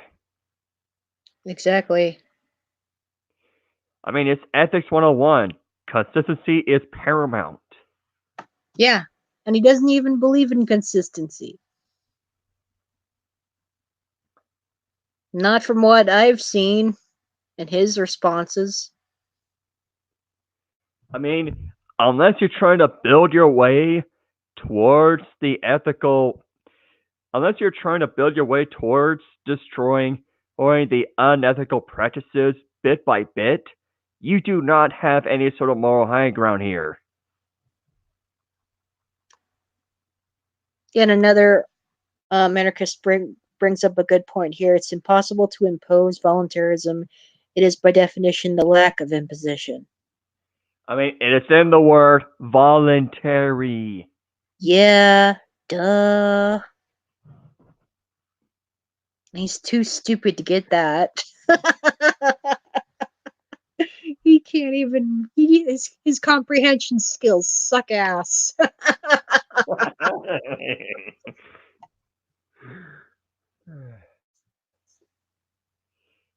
Yeah. Moving on. I'm surprised my dog's slipping through this.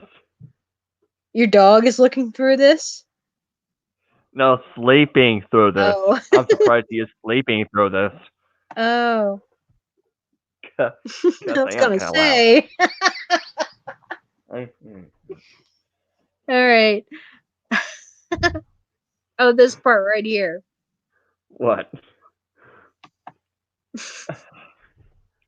When he was like changing things around about like about intruders. Have Um. to Go ahead and read it. So when I said you don't have to say you should be allowed to shoot the asshole who threatened you first. Just shoot him and defend yourself before the asshole kills you, duh. And he says, you just said not if they're running away. And what if they never actually threatened me? Maybe I'm paranoid and just felt threatened. If you say a paranoid person is allowed to kill people when they're feeling threatened, then you're imposing your beliefs again. That does not follow. Doesn't. I mean, there is no belief being coerced. It's No. just it's just you pulling a gun prematurely in that instance. Yeah. And even then, they should not have gotten in that situation where that could happen in the first place, so that's kind of on them. Mm-hmm.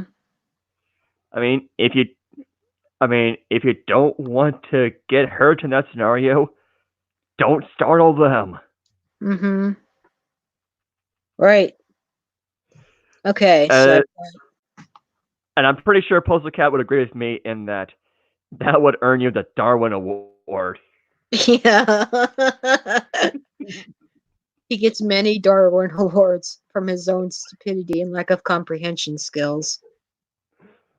All right. The Darwin Award requires that you either be dead or remove yourself from the gene pool in some way. Yeah. Okay, so I said about communists for the most part don't care about what I've said. Not imposing or forcing anything on you, lol. I'm just telling you my honest words. If you choose not to listen anymore and block me, that's fine. No loss for me there. And then to this, he replied, hold on, it's loading. Yeah, yeah, this. You're blind, yeah? Yeah, I responded. Why would I block you? We just made an amazing breakthrough. You were able to move past your cognitive dissonance enough to admit that you're a hypocrite. Now I'm satisfied. What? Yeah. We talk about my own beliefs since we're both on the same page about yours. And I'm like, face What the palm. heck? What the heck is he even saying is hypocritical? Yeah. What? We are not trying to impose anything. Get that through to your head. Self-defense is not the imposition of beliefs. Mm-hmm. I mean, unless beliefs took on a physical form as a bullet, which is impossible because beliefs by definition are abstract, you don't Yeah. have a case. There's no case at all. None.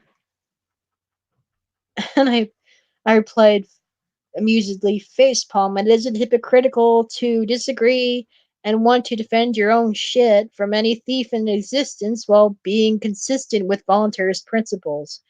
You keep equating equating initiation of force or imposition with defense. They're meant to be different. You are confused.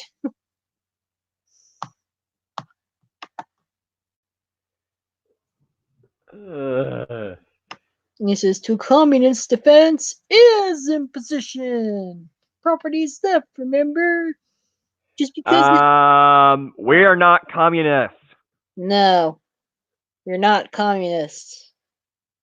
I said, I don't agree with that stupidity. Communist isn't a reasonable person. I am. Comparing me to a communist isn't a good idea. Communists are sadists. They're not anarchists. You obviously missed the quotations at the beginning. I'm in referring to that info quote. Your beliefs matter, your communist beliefs don't. And your reason Make up your mind, dude. Yeah. Communists are wrong. The military rules for imposition of beliefs. Bullshit. There he goes again. The other person is wrong.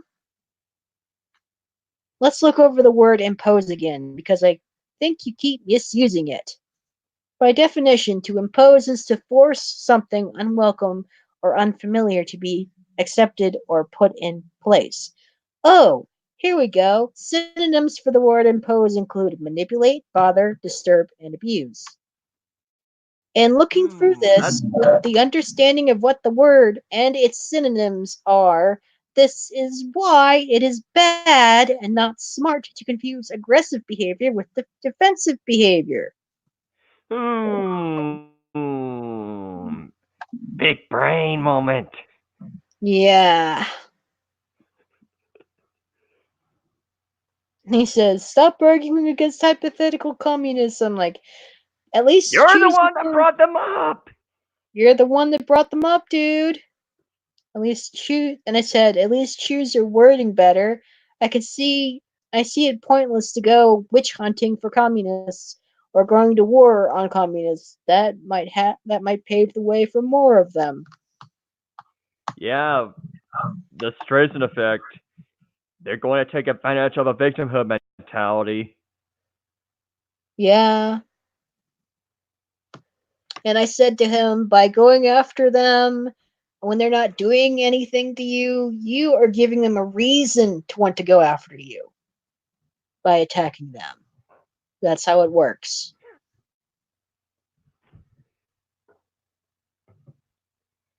All right, so yeah, and a lot of what he was saying here reminded me of the might makes right belief. Yeah, I think we've covered enough of it. He's just going to repeat himself over and over. Yeah, that's what he pretty much did, and it's really stupid. Man, this guy's worse than the Mountain Man. Yeah, worse than the mountain ignoramus. Oh, but we do have a man we can laugh at the shenanigans of. Florida Man. Well, I guess since we're done with it, well, I do want to conclude that through looking through all of this, I have to say that the might makes right belief is not at all based on logic or reason. It is based off fear.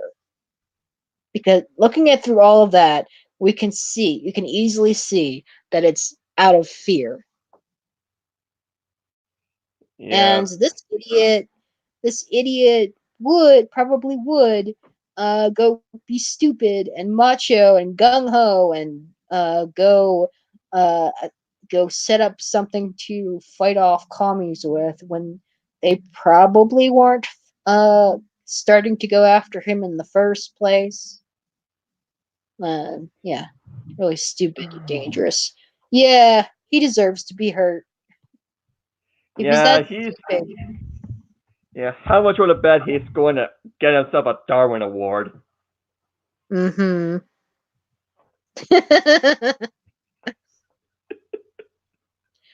Okay. Although I thought Anarchy Softworks was going to be here, but I guess not. I don't know. I want to check on messages real quick. Nope, doesn't look like it. Maybe he'll. I don't know. Maybe not. So I guess we'll just continue with the fifth wave then.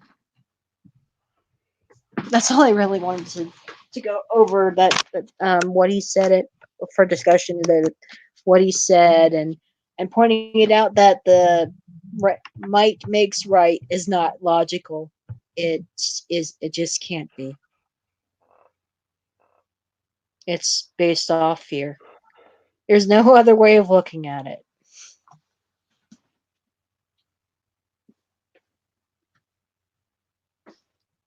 All right.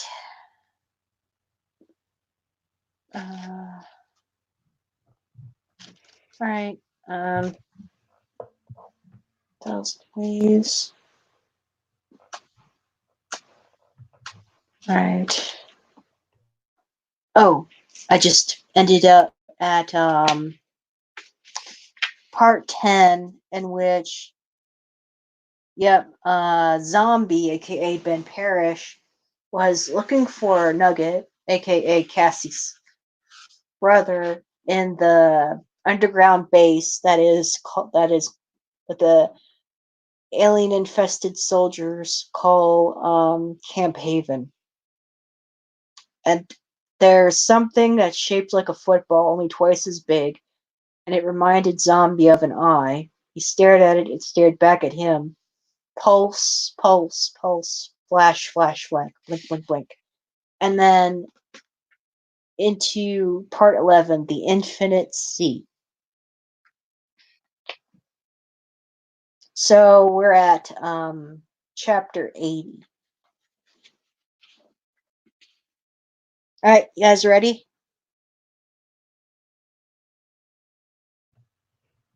Yeah. Okay. Alright, I'll get into it. Alright, the siren's blare is so loud, I can feel the hairs on the back of my neck vibrating. I am scooting backward toward the main duct, away from the armory when I stop. Cassie, it's the armory. Back to the grate, through which I stare for a full 3 minutes, scanning the room below for any sign of movement while the siren pounds against my ears, making it very difficult to concentrate. Thank you, Colonel Vosh. Okay, you damn bear, I mumble with my swollen tongue. We're going in. I slam the heel of my bare foot into the grate. Eek! It pops open with one kick. When I quit karate, Mom asked why. I said it just didn't challenge me anymore. That was my way of saying I was bored, which you were not allowed to say in front of my mother. If she heard you complain that you were bored, you found yourself with a dust rag in your hand. I drop into the room, well, more a medium-sized warehouse than a room. Everything an alien invader might need to run a human extermination camp. Against that wall, you have your eyes, several hundred of them, stacked neatly in their own specially designed cubby. On the opposite wall, rows and rows of rifles and grenade launchers and other weaponry that I would have no clue what to do with. Smaller weapons over there, semi-automatics and grenades, and 10-inch long combat knives. There's a wardrobe section too, representing every branch of the service and every possible rank, with all the gear to go with it, belts and boots and the military version of the fanny pack. And me like a kid in a candy shop. First off comes the white jumpsuit. I pull the smallest set of fatigues I can find and put them on, slip on the boots. Time to gear up. A Luger with a full clip, a couple of grenades, M16, why not? If you're going to play the part, look the part. I drop a couple extra clips into my fanny pack. Oh look, my belt even has a holster for one of those 10-inch wicked looking knives. Hi there, 10-inch wicked looking knife. There's a wooden box beside the gun cabinet. I peek inside and see a stack of gray metal tubes. What are these? Some kind of stick grenade? I pick one up. It's hollow and threaded at one end. Now I know what it is. A compressor. And it fits perfectly on the barrel of my new M16. Screws right in. I stuff my hair under a cap that is too large for me and wish I had a mirror. I'm hoping to pass for one of Vosh's tween recruits, but I probably look more like a G.I. Joe's little sister playing dress up. Now what to do with Bear? I find a leather satchel-looking thing and stuff him inside, throw the strap crossways over my shoulder. I've stopped noticing the blaring siren by this point. I'm all jacked up. Not only have I evened the odds a little, I know Evan is here, and Evan will not give up until I am safe or he is dead. Back to the ductwork, and I'm debating whether to attempt it, weighed down as I am with 20 or so extra pounds, or take my chances in the corridors. What is a good disguise if you're going in all stealthy with it? I turn around and head toward the door, and that's when the siren cuts off and silence slams down. I don't take that as a good sign. It also occurs to me that being in an armory full of green bombs, one of which can level a square mile, while a dozen or so of their closest friends are being set off upstairs, might not be such a good idea. I haul ass for the door, but I don't make it before the first eye goes. The entire room jiggles. Only a few feet left, and the next eye blinks its last blink. And this one must be closer because dust rains down from the ceiling, and the duct at the other end snaps free of its supports and comes crashing down. Vashi, that was kind of close, don't you think? I push through the door. No time to scout the territory.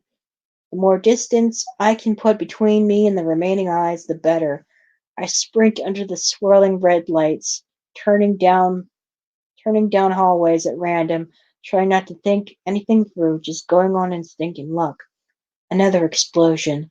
The walls tremble, the dust falls. From above, the sound of the buildings being ripped and shredded down to their last nails. And here below, the screaming of terrified children. I follow the screams. Sometimes I make a wrong turn and the cries go fainter. I backtrack, then try the next corridor. This place is like a maze, and me, the lab rat. The booming from above has stopped, or at least for the moment, and I slow to a trot, gripping the rifle hard with both hands, trying one passage, backtracking when the crying fades, moving on again. I hear Major Bob's voice on a bullhorn bouncing along the walls, coming from everywhere and nowhere. Okay, I want you all to stay seated with your group leader.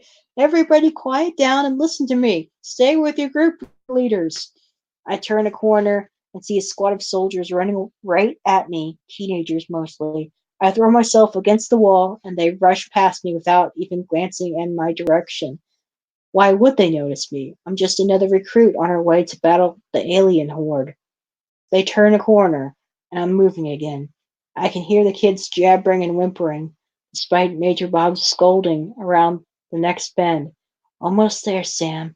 Now you be there. Halt!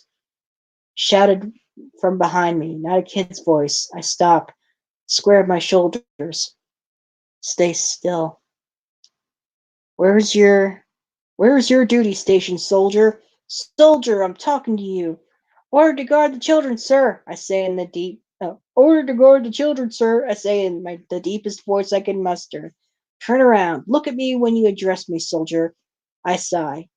He's in his mid-20s, not bad looking, an all-American boy type. I don't know military insignia, but I think he might be an officer. To be absolutely safe, anyone over 18 is suspect. There might be some human adults in positions of authority. Knowing Vosh, I doubt it. So if it's an adult, especially if it's an officer, I think you can assume they are not human. What's your number? He barks. My number? I blurt out the first thing that pops into my head. T62, sir. He gives me a puzzled look. T62? Are you sure? Sir, yes, sir. Yes, sir, sir. Sir, sir. Oh, God, Cassie. Why aren't you with your unit? He doesn't wait for an answer, and good thing, because nothing is really coming to mind. He steps forward and looks me up and down, and clearly I'm not in regulation. Officer Alien does not like what he sees. Where is your name tag, soldier? And what are you doing with a suppressor on your weapon? And what is this? He pulls on the bulging leather satchel holding bear. I pull back. The satchel pops open and I'm busted. It's a teddy bear, sir. A what? He stares down at my upturned face and something crosses over his as the light bulb comes on and he realizes who he's looking at. His right hand flies down toward his sidearm, but that's a really dumb move when all he had to do was lay his fist upside my teddy bear taunting head. I swing the silencer I swung the compressor in a slicing arc, stopping it an inch from his boyish good looks, and pulled the trigger. Now you've done it, Cassie. Blown the one chance you had. You were so close. I can't just leave an alien officer where he fell. that might miss all the blood and in the hurly-burly of battle, and it's nearly invisible anyway in the spinning red light, but not the body. What am I going to do with the body? I'm close, so close, and I'm not going to let some dead guy keep me from Sammy. I grab him by the ankles and drag him back down the corridor, into another passageway, around another corner, and then drop him. He's heavier than he looks. I take a moment to stretch out the kink in my lower back before hurrying away. Now, if someone stops me before I can reach the safe room, my plan is to say whatever is necessary to avoid killing again, unless I'm given no choice, and then I will kill again. Evan was right. It does get a little easier each time.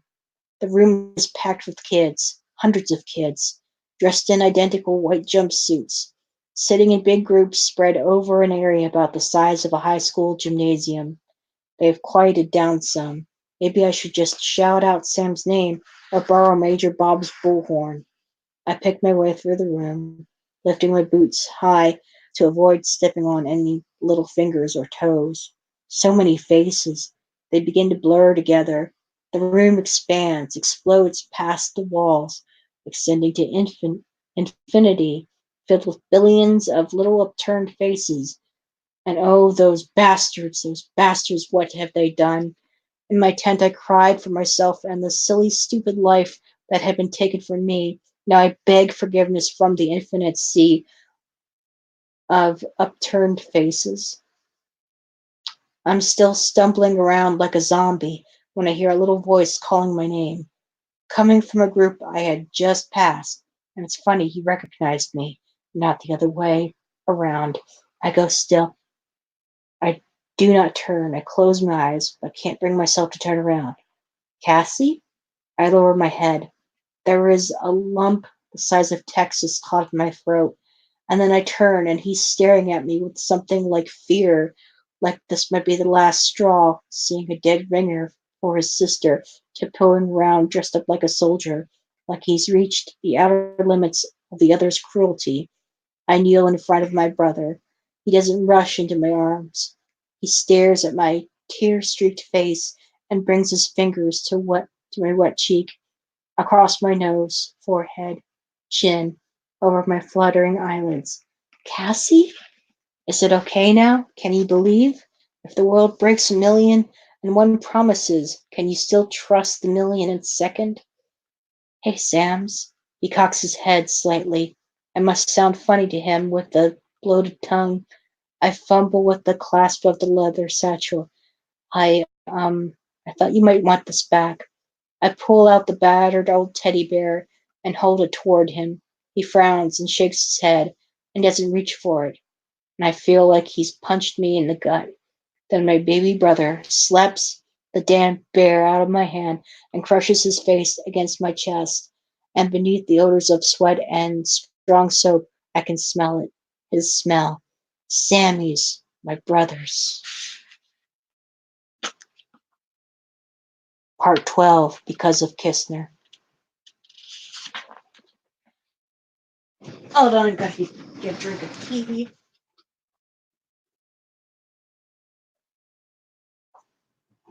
Yep, so brother and sister are finally reunited.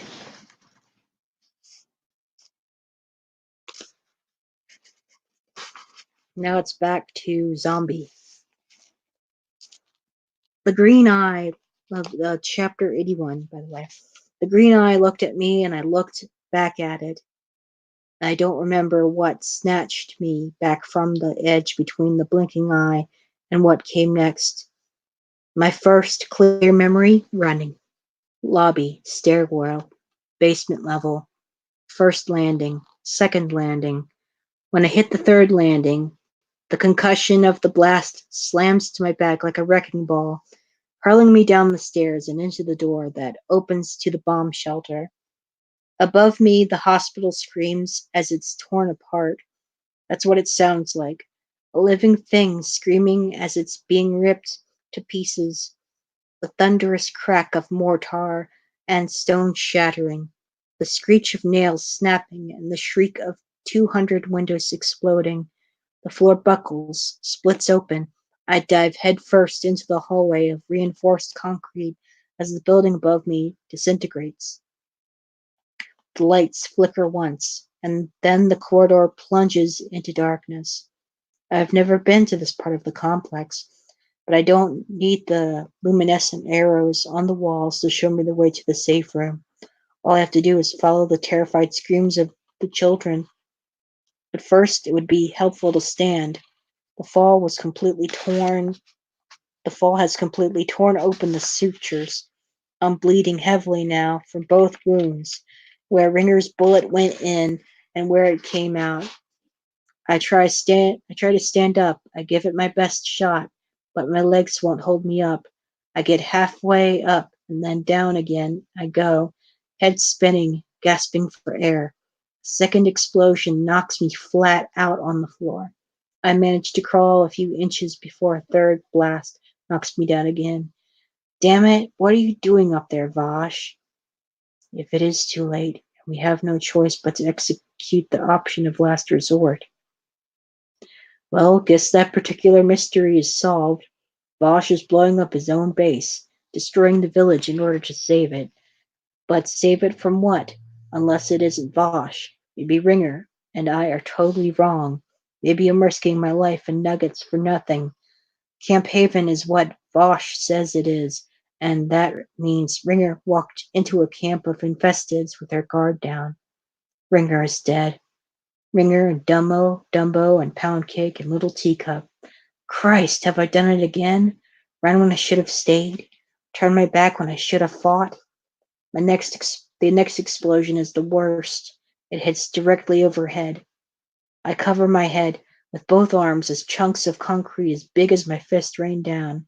The concussions from the bombs, the drug lingering in my system, the loss of blood, the darkness, all of it conspires to pin me down. From a distance, I can hear someone screaming, and then I realize that it's me. You have to get up. You have to get up. You have to keep your promise to Sissy.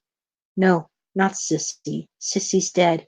You left her behind, you stinking bag of regurgitated puke. Damn, it hurts. The pain of the wounds that bleed and the pain of the old wound that will not heal.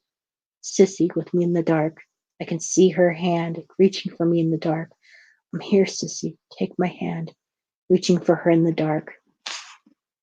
82. Sissy pulls away, and I'm alone again. When the moment comes to stop running from your past, to turn around and face the thing you thought you could not face, the moment when your life teeters between giving up and getting up, when that moment comes, and it always comes, if you can't get up and you can't give up either, here's what you do. Crawl. Sliding forward on my stomach, I reach the intersection of the main corridor that runs the length of the complex. Have to rest. 2 minutes, no more. The emergency lights flicker on. I know where I am now. Left to the air shaft, right to the central command hub and the safe room. Tick-tock. A 2-minute break is over. I push myself to my feet using the wall for support, and I nearly black out from the pain. Even if I grab Nugget without getting grabbed myself, how will I get him out of here in this condition? Plus, I sincerely doubt there are any buses left, or any Camp Haven for that matter. Once I grab him, if I grab him, where the hell are we going to go? I shuffle down the corridor, keeping one hand on the wall to steady myself. Ahead, I can hear someone shouting at the kids in the safe room, telling them to stay calm and stay seated. Everything was going to be okay and that they were perfectly safe. Tick-tock. Right before the final turn, I glance to my left and see something crumpled against the wall, a human body, a dead human body, still warm, wearing a lieutenant's uniform, half its face blasted away by a high-caliber bullet fired at close range. Not a recruit, one of them. Has someone else figured out the truth here? Maybe. Or maybe the dead guy was shot by a trigger-happy, jacked-up recruit, mistaking him for a dead. No more wishful thinking, Parrish. I pulled a sidearm from the dead man's holster and slipped it into the pocket of the lab coat. And I pulled a surgical mask over my face. Dr. Zombie, you're wanted in the safe room. Stat! And there it is, straight ahead. A few more yards and I'm there. I made it, Nugget. I'm here. Now you be here. And it's like he heard me, because there he is walking toward me, carrying, believe it or not, a teddy bear. Only he isn't alone. There's someone with him, a recruit around Dumbo's age, in a baggy uniform, and a cap pulled down low, the brim resting just above his eyes, carrying an M16 with some kind of metal pipe attached to its barrel. No time to think it through, because faking my way through this one will take too much time and rely too much on luck. And it isn't about luck anymore. It's about being hardcore. Because this is the last war, and only the hardcore will survive it. Because of the step in the plan I skipped over, because of Kistner. I dropped my hand into the coat pocket. I closed the gap. Not yet. Not yet. My wound throws off my stride. I have to take him down with the first shot. Yes, he's a kid. Yes, he's innocent. And yes, he's toast. And we're into the last part now. The black hole. Yeah, I think this is the last part. That was really short. Yeah, parts 11 and 12. All right, back to Cassie, looks like. Getting really intense, isn't it, huh?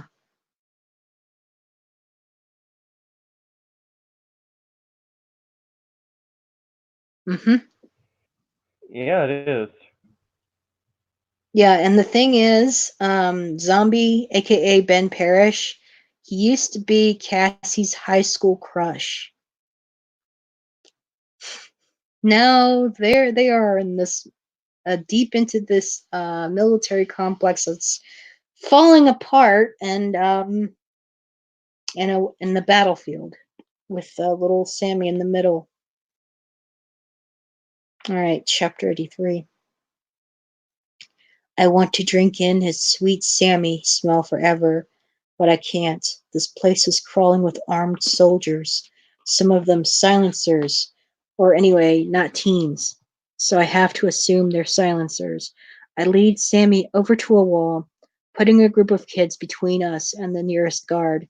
I scrunch down as low as possible and whisper, Are you okay? He nods. I knew you'd come, Cassie. I promised, right? He's wearing a heart-shaped locket around his neck. What the heck? I touch it. He pulls back a little. Why are you dressed like that? He asks. I'll explain later. You're a soldier now, aren't you? What squad are you in? Squad? No squad, I tell him. I'm my own squad. He frowns. You can't be your own squad, Cassie. This isn't really the time to get into the whole ridiculous squad thing. I glance around the room. Sam, we're getting out of here. I know. Major Bob says we're going on a big plane. He nods toward Major Bob, starts to wave at him. I push his hand down. Big plane? When? He shrugs. Soon. He picked up Bear. Now he examines him, turning him over in his hands. His ear's ripped, he points out accusingly, like I've shirked my duty.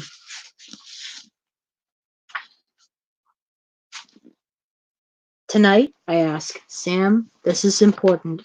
You're flying out tonight. You're flying out tonight? That's what Major Bob said. He said they're evacuating all non-essentials. Evacuating?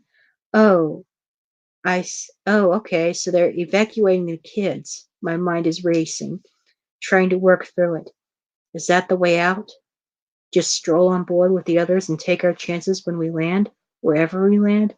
God, why did I ditch the white jumpsuit? But even if I kept it and was able to sneak in onto the plane, that wasn't the plan.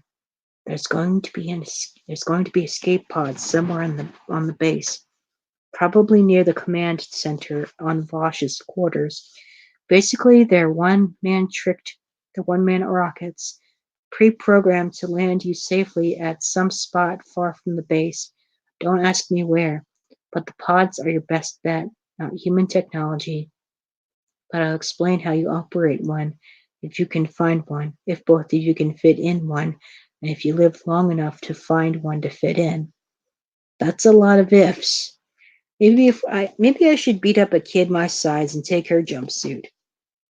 How long have you been here, Cassie? Sam asks. I think he suspects I've been avoiding him, maybe because I let Bear's ear get torn. Longer than I wanted to be, I mutter, and that decides it. We're not staying here a minute longer than we have to, and we're not taking some one-way flight to Camp Haven 2. I'm not trading one death camp for another. He's playing with Bear's torn ear, not his first injury by a long shot. I've lost count of how many times Mom had to patch him up. He has more stitches in him than Frankenstein. I lean over to get Sammy's attention, and that's when he looks right at me and asks, Where's Daddy? My mouth moves, but no sound comes out. I haven't even thought about telling him or how to tell him. Dad? Oh, he's... No, Cassie, don't get complicated. I don't want him having a meltdown right as we're preparing to make our getaway. I decide to let Dad live a little longer. He's waiting for us back at Camp Ashpit. His lower lip starts to quiver. Daddy isn't here? Daddy's busy, I say, hoping to shut him down, and I feel like crap doing it. That's why he sent me, to get you, and that's what I'm doing right now, getting you. I pull him to his feet. He goes, But what about the plane? You've been bumped. He gives me a puzzled look. Bumped? Let's go. I grab his hand and head for the tunnel, keeping my shoulders back and head up, because skulking towards the nearest exit like Shaggy and Scooby tinkle-toeing is sure to draw attention. I even bark at some kids to get out of the way. If someone tries to stop us, I won't shoot them. I'll explain that the kid is sick and I'm getting him to a doctor before he pukes all over himself and everybody else. If they don't buy my story, then I shoot them. We're in the tunnel, and incredibly, there is a doctor walking straight at us, half his face hidden behind a surgical mask. His eyes widen when he sees us, and there goes my clever cover story, which means if he stops us, I'll have to shoot him.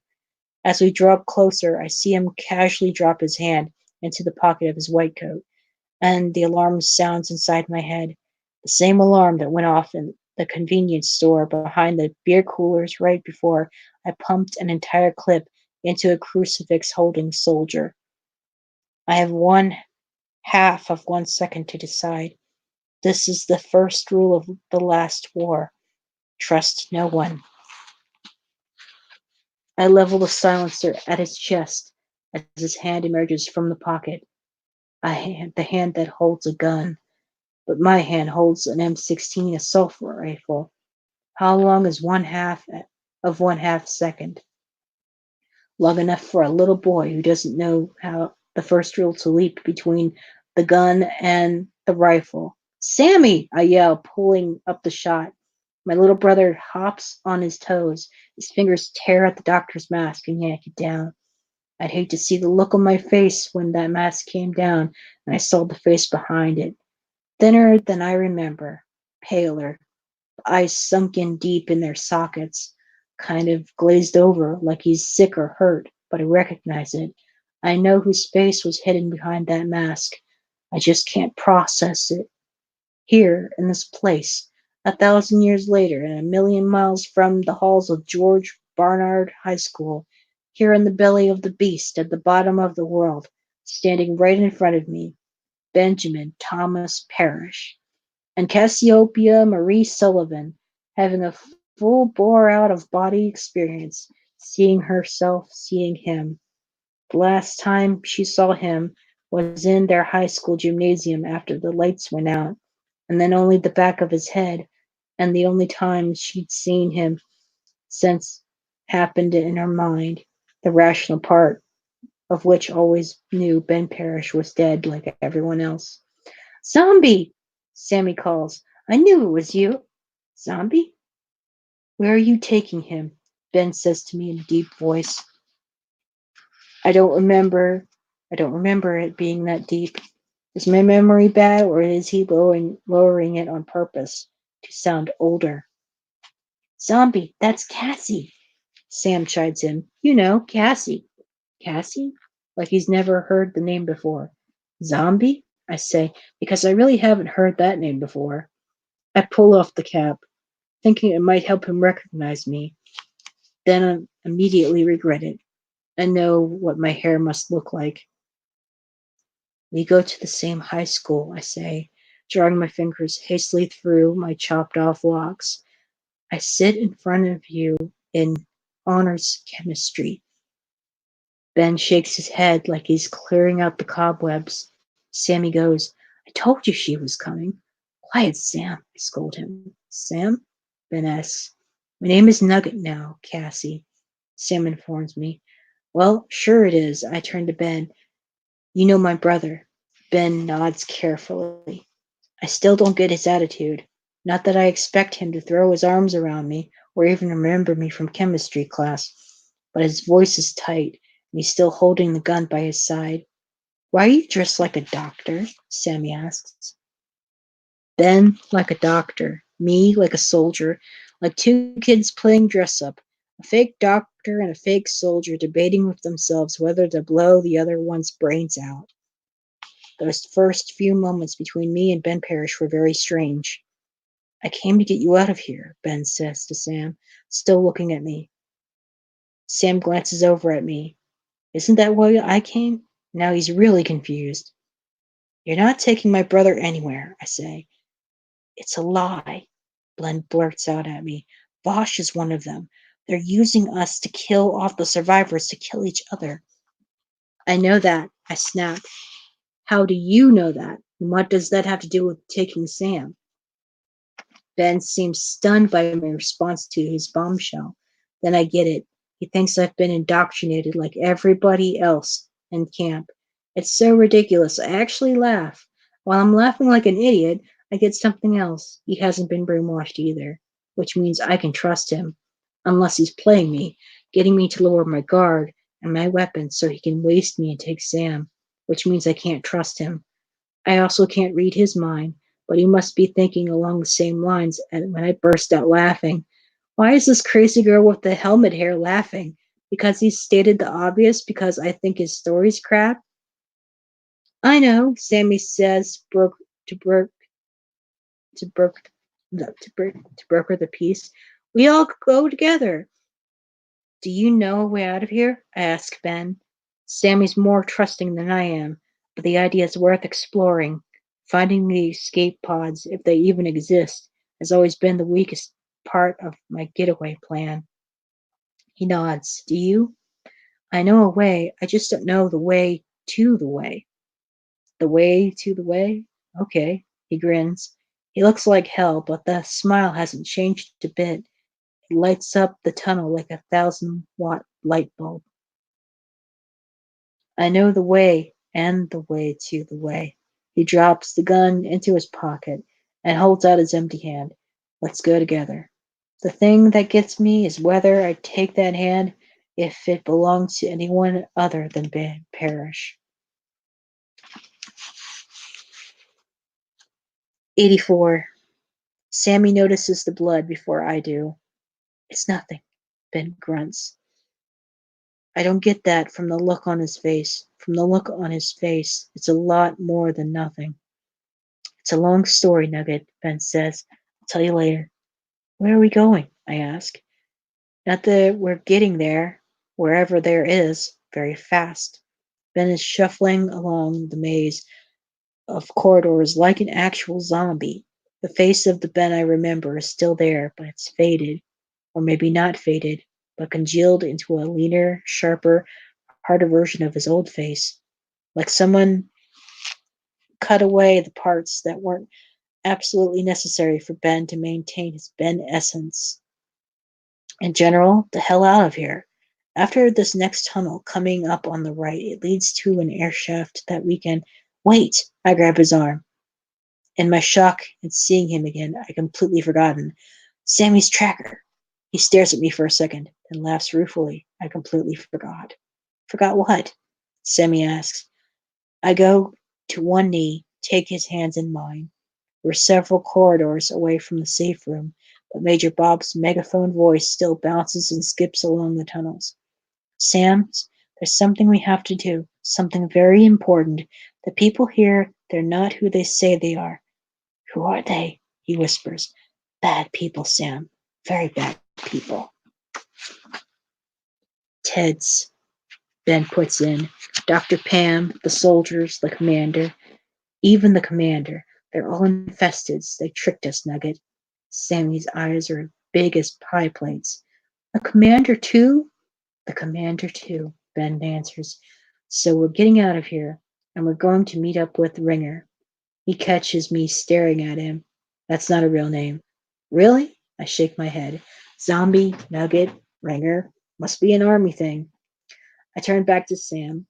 They lied about a lot of things, Sam. Almost everything. I let go of his hand and run my fingers up the back of his neck, finding the small lump between the skin. This is one of their lies, this thing they put in you. They use it to track you, but they can also use it to hurt you. Ben squats down beside me. We have to get it out, Nugget. Sam nods, fat bottom lip quivering, big eyes filling up with tears. Okay.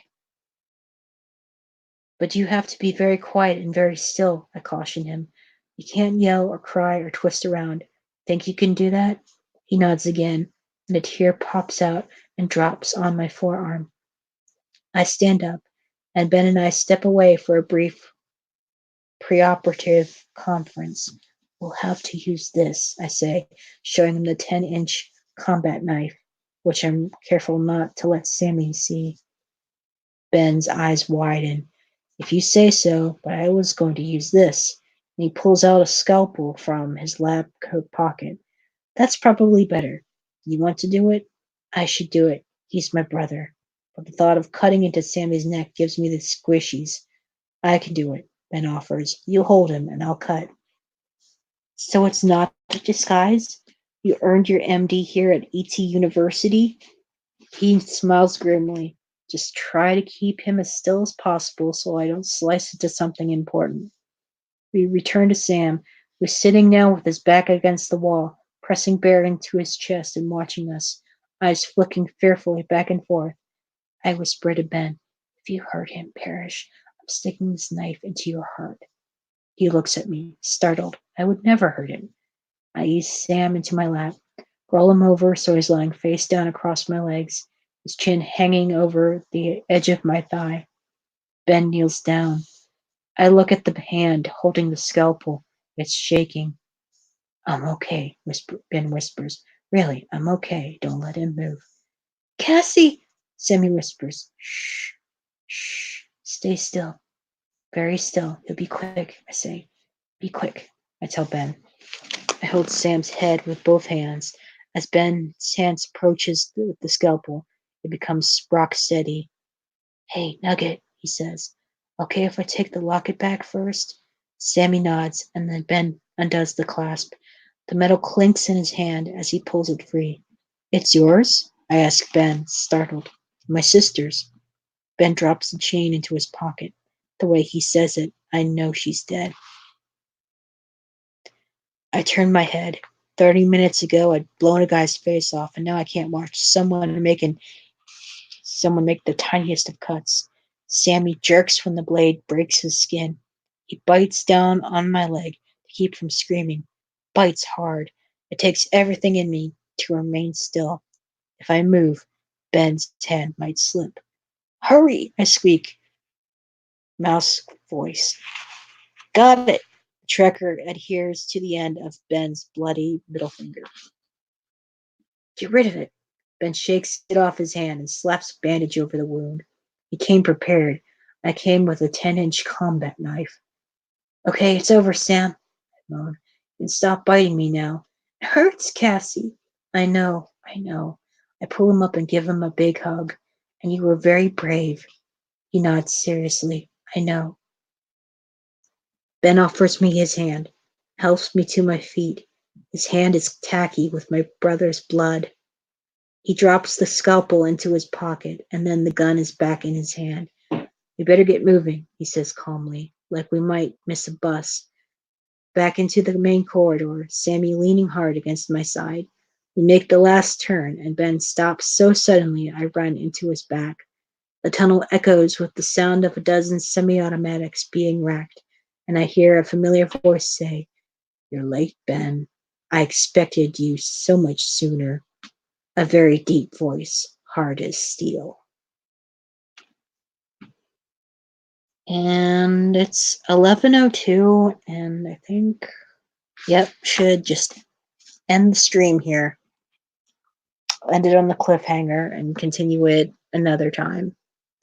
Zach, you want to do that gaming thing next Monday?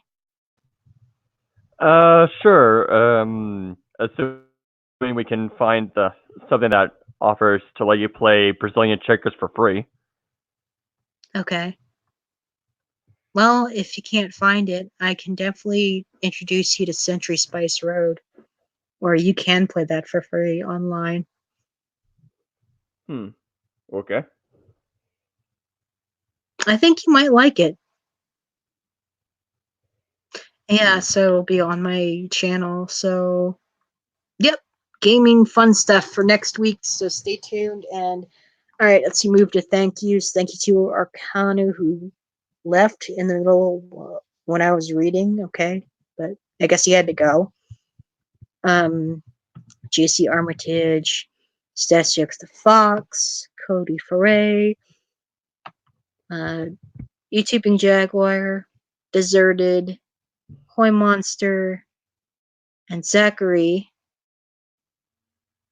Thank you all for coming to tonight's live stream, and see you all again soon. Good night. Night. Oh, and don't be insane. Ah, don't be insane. Yeah.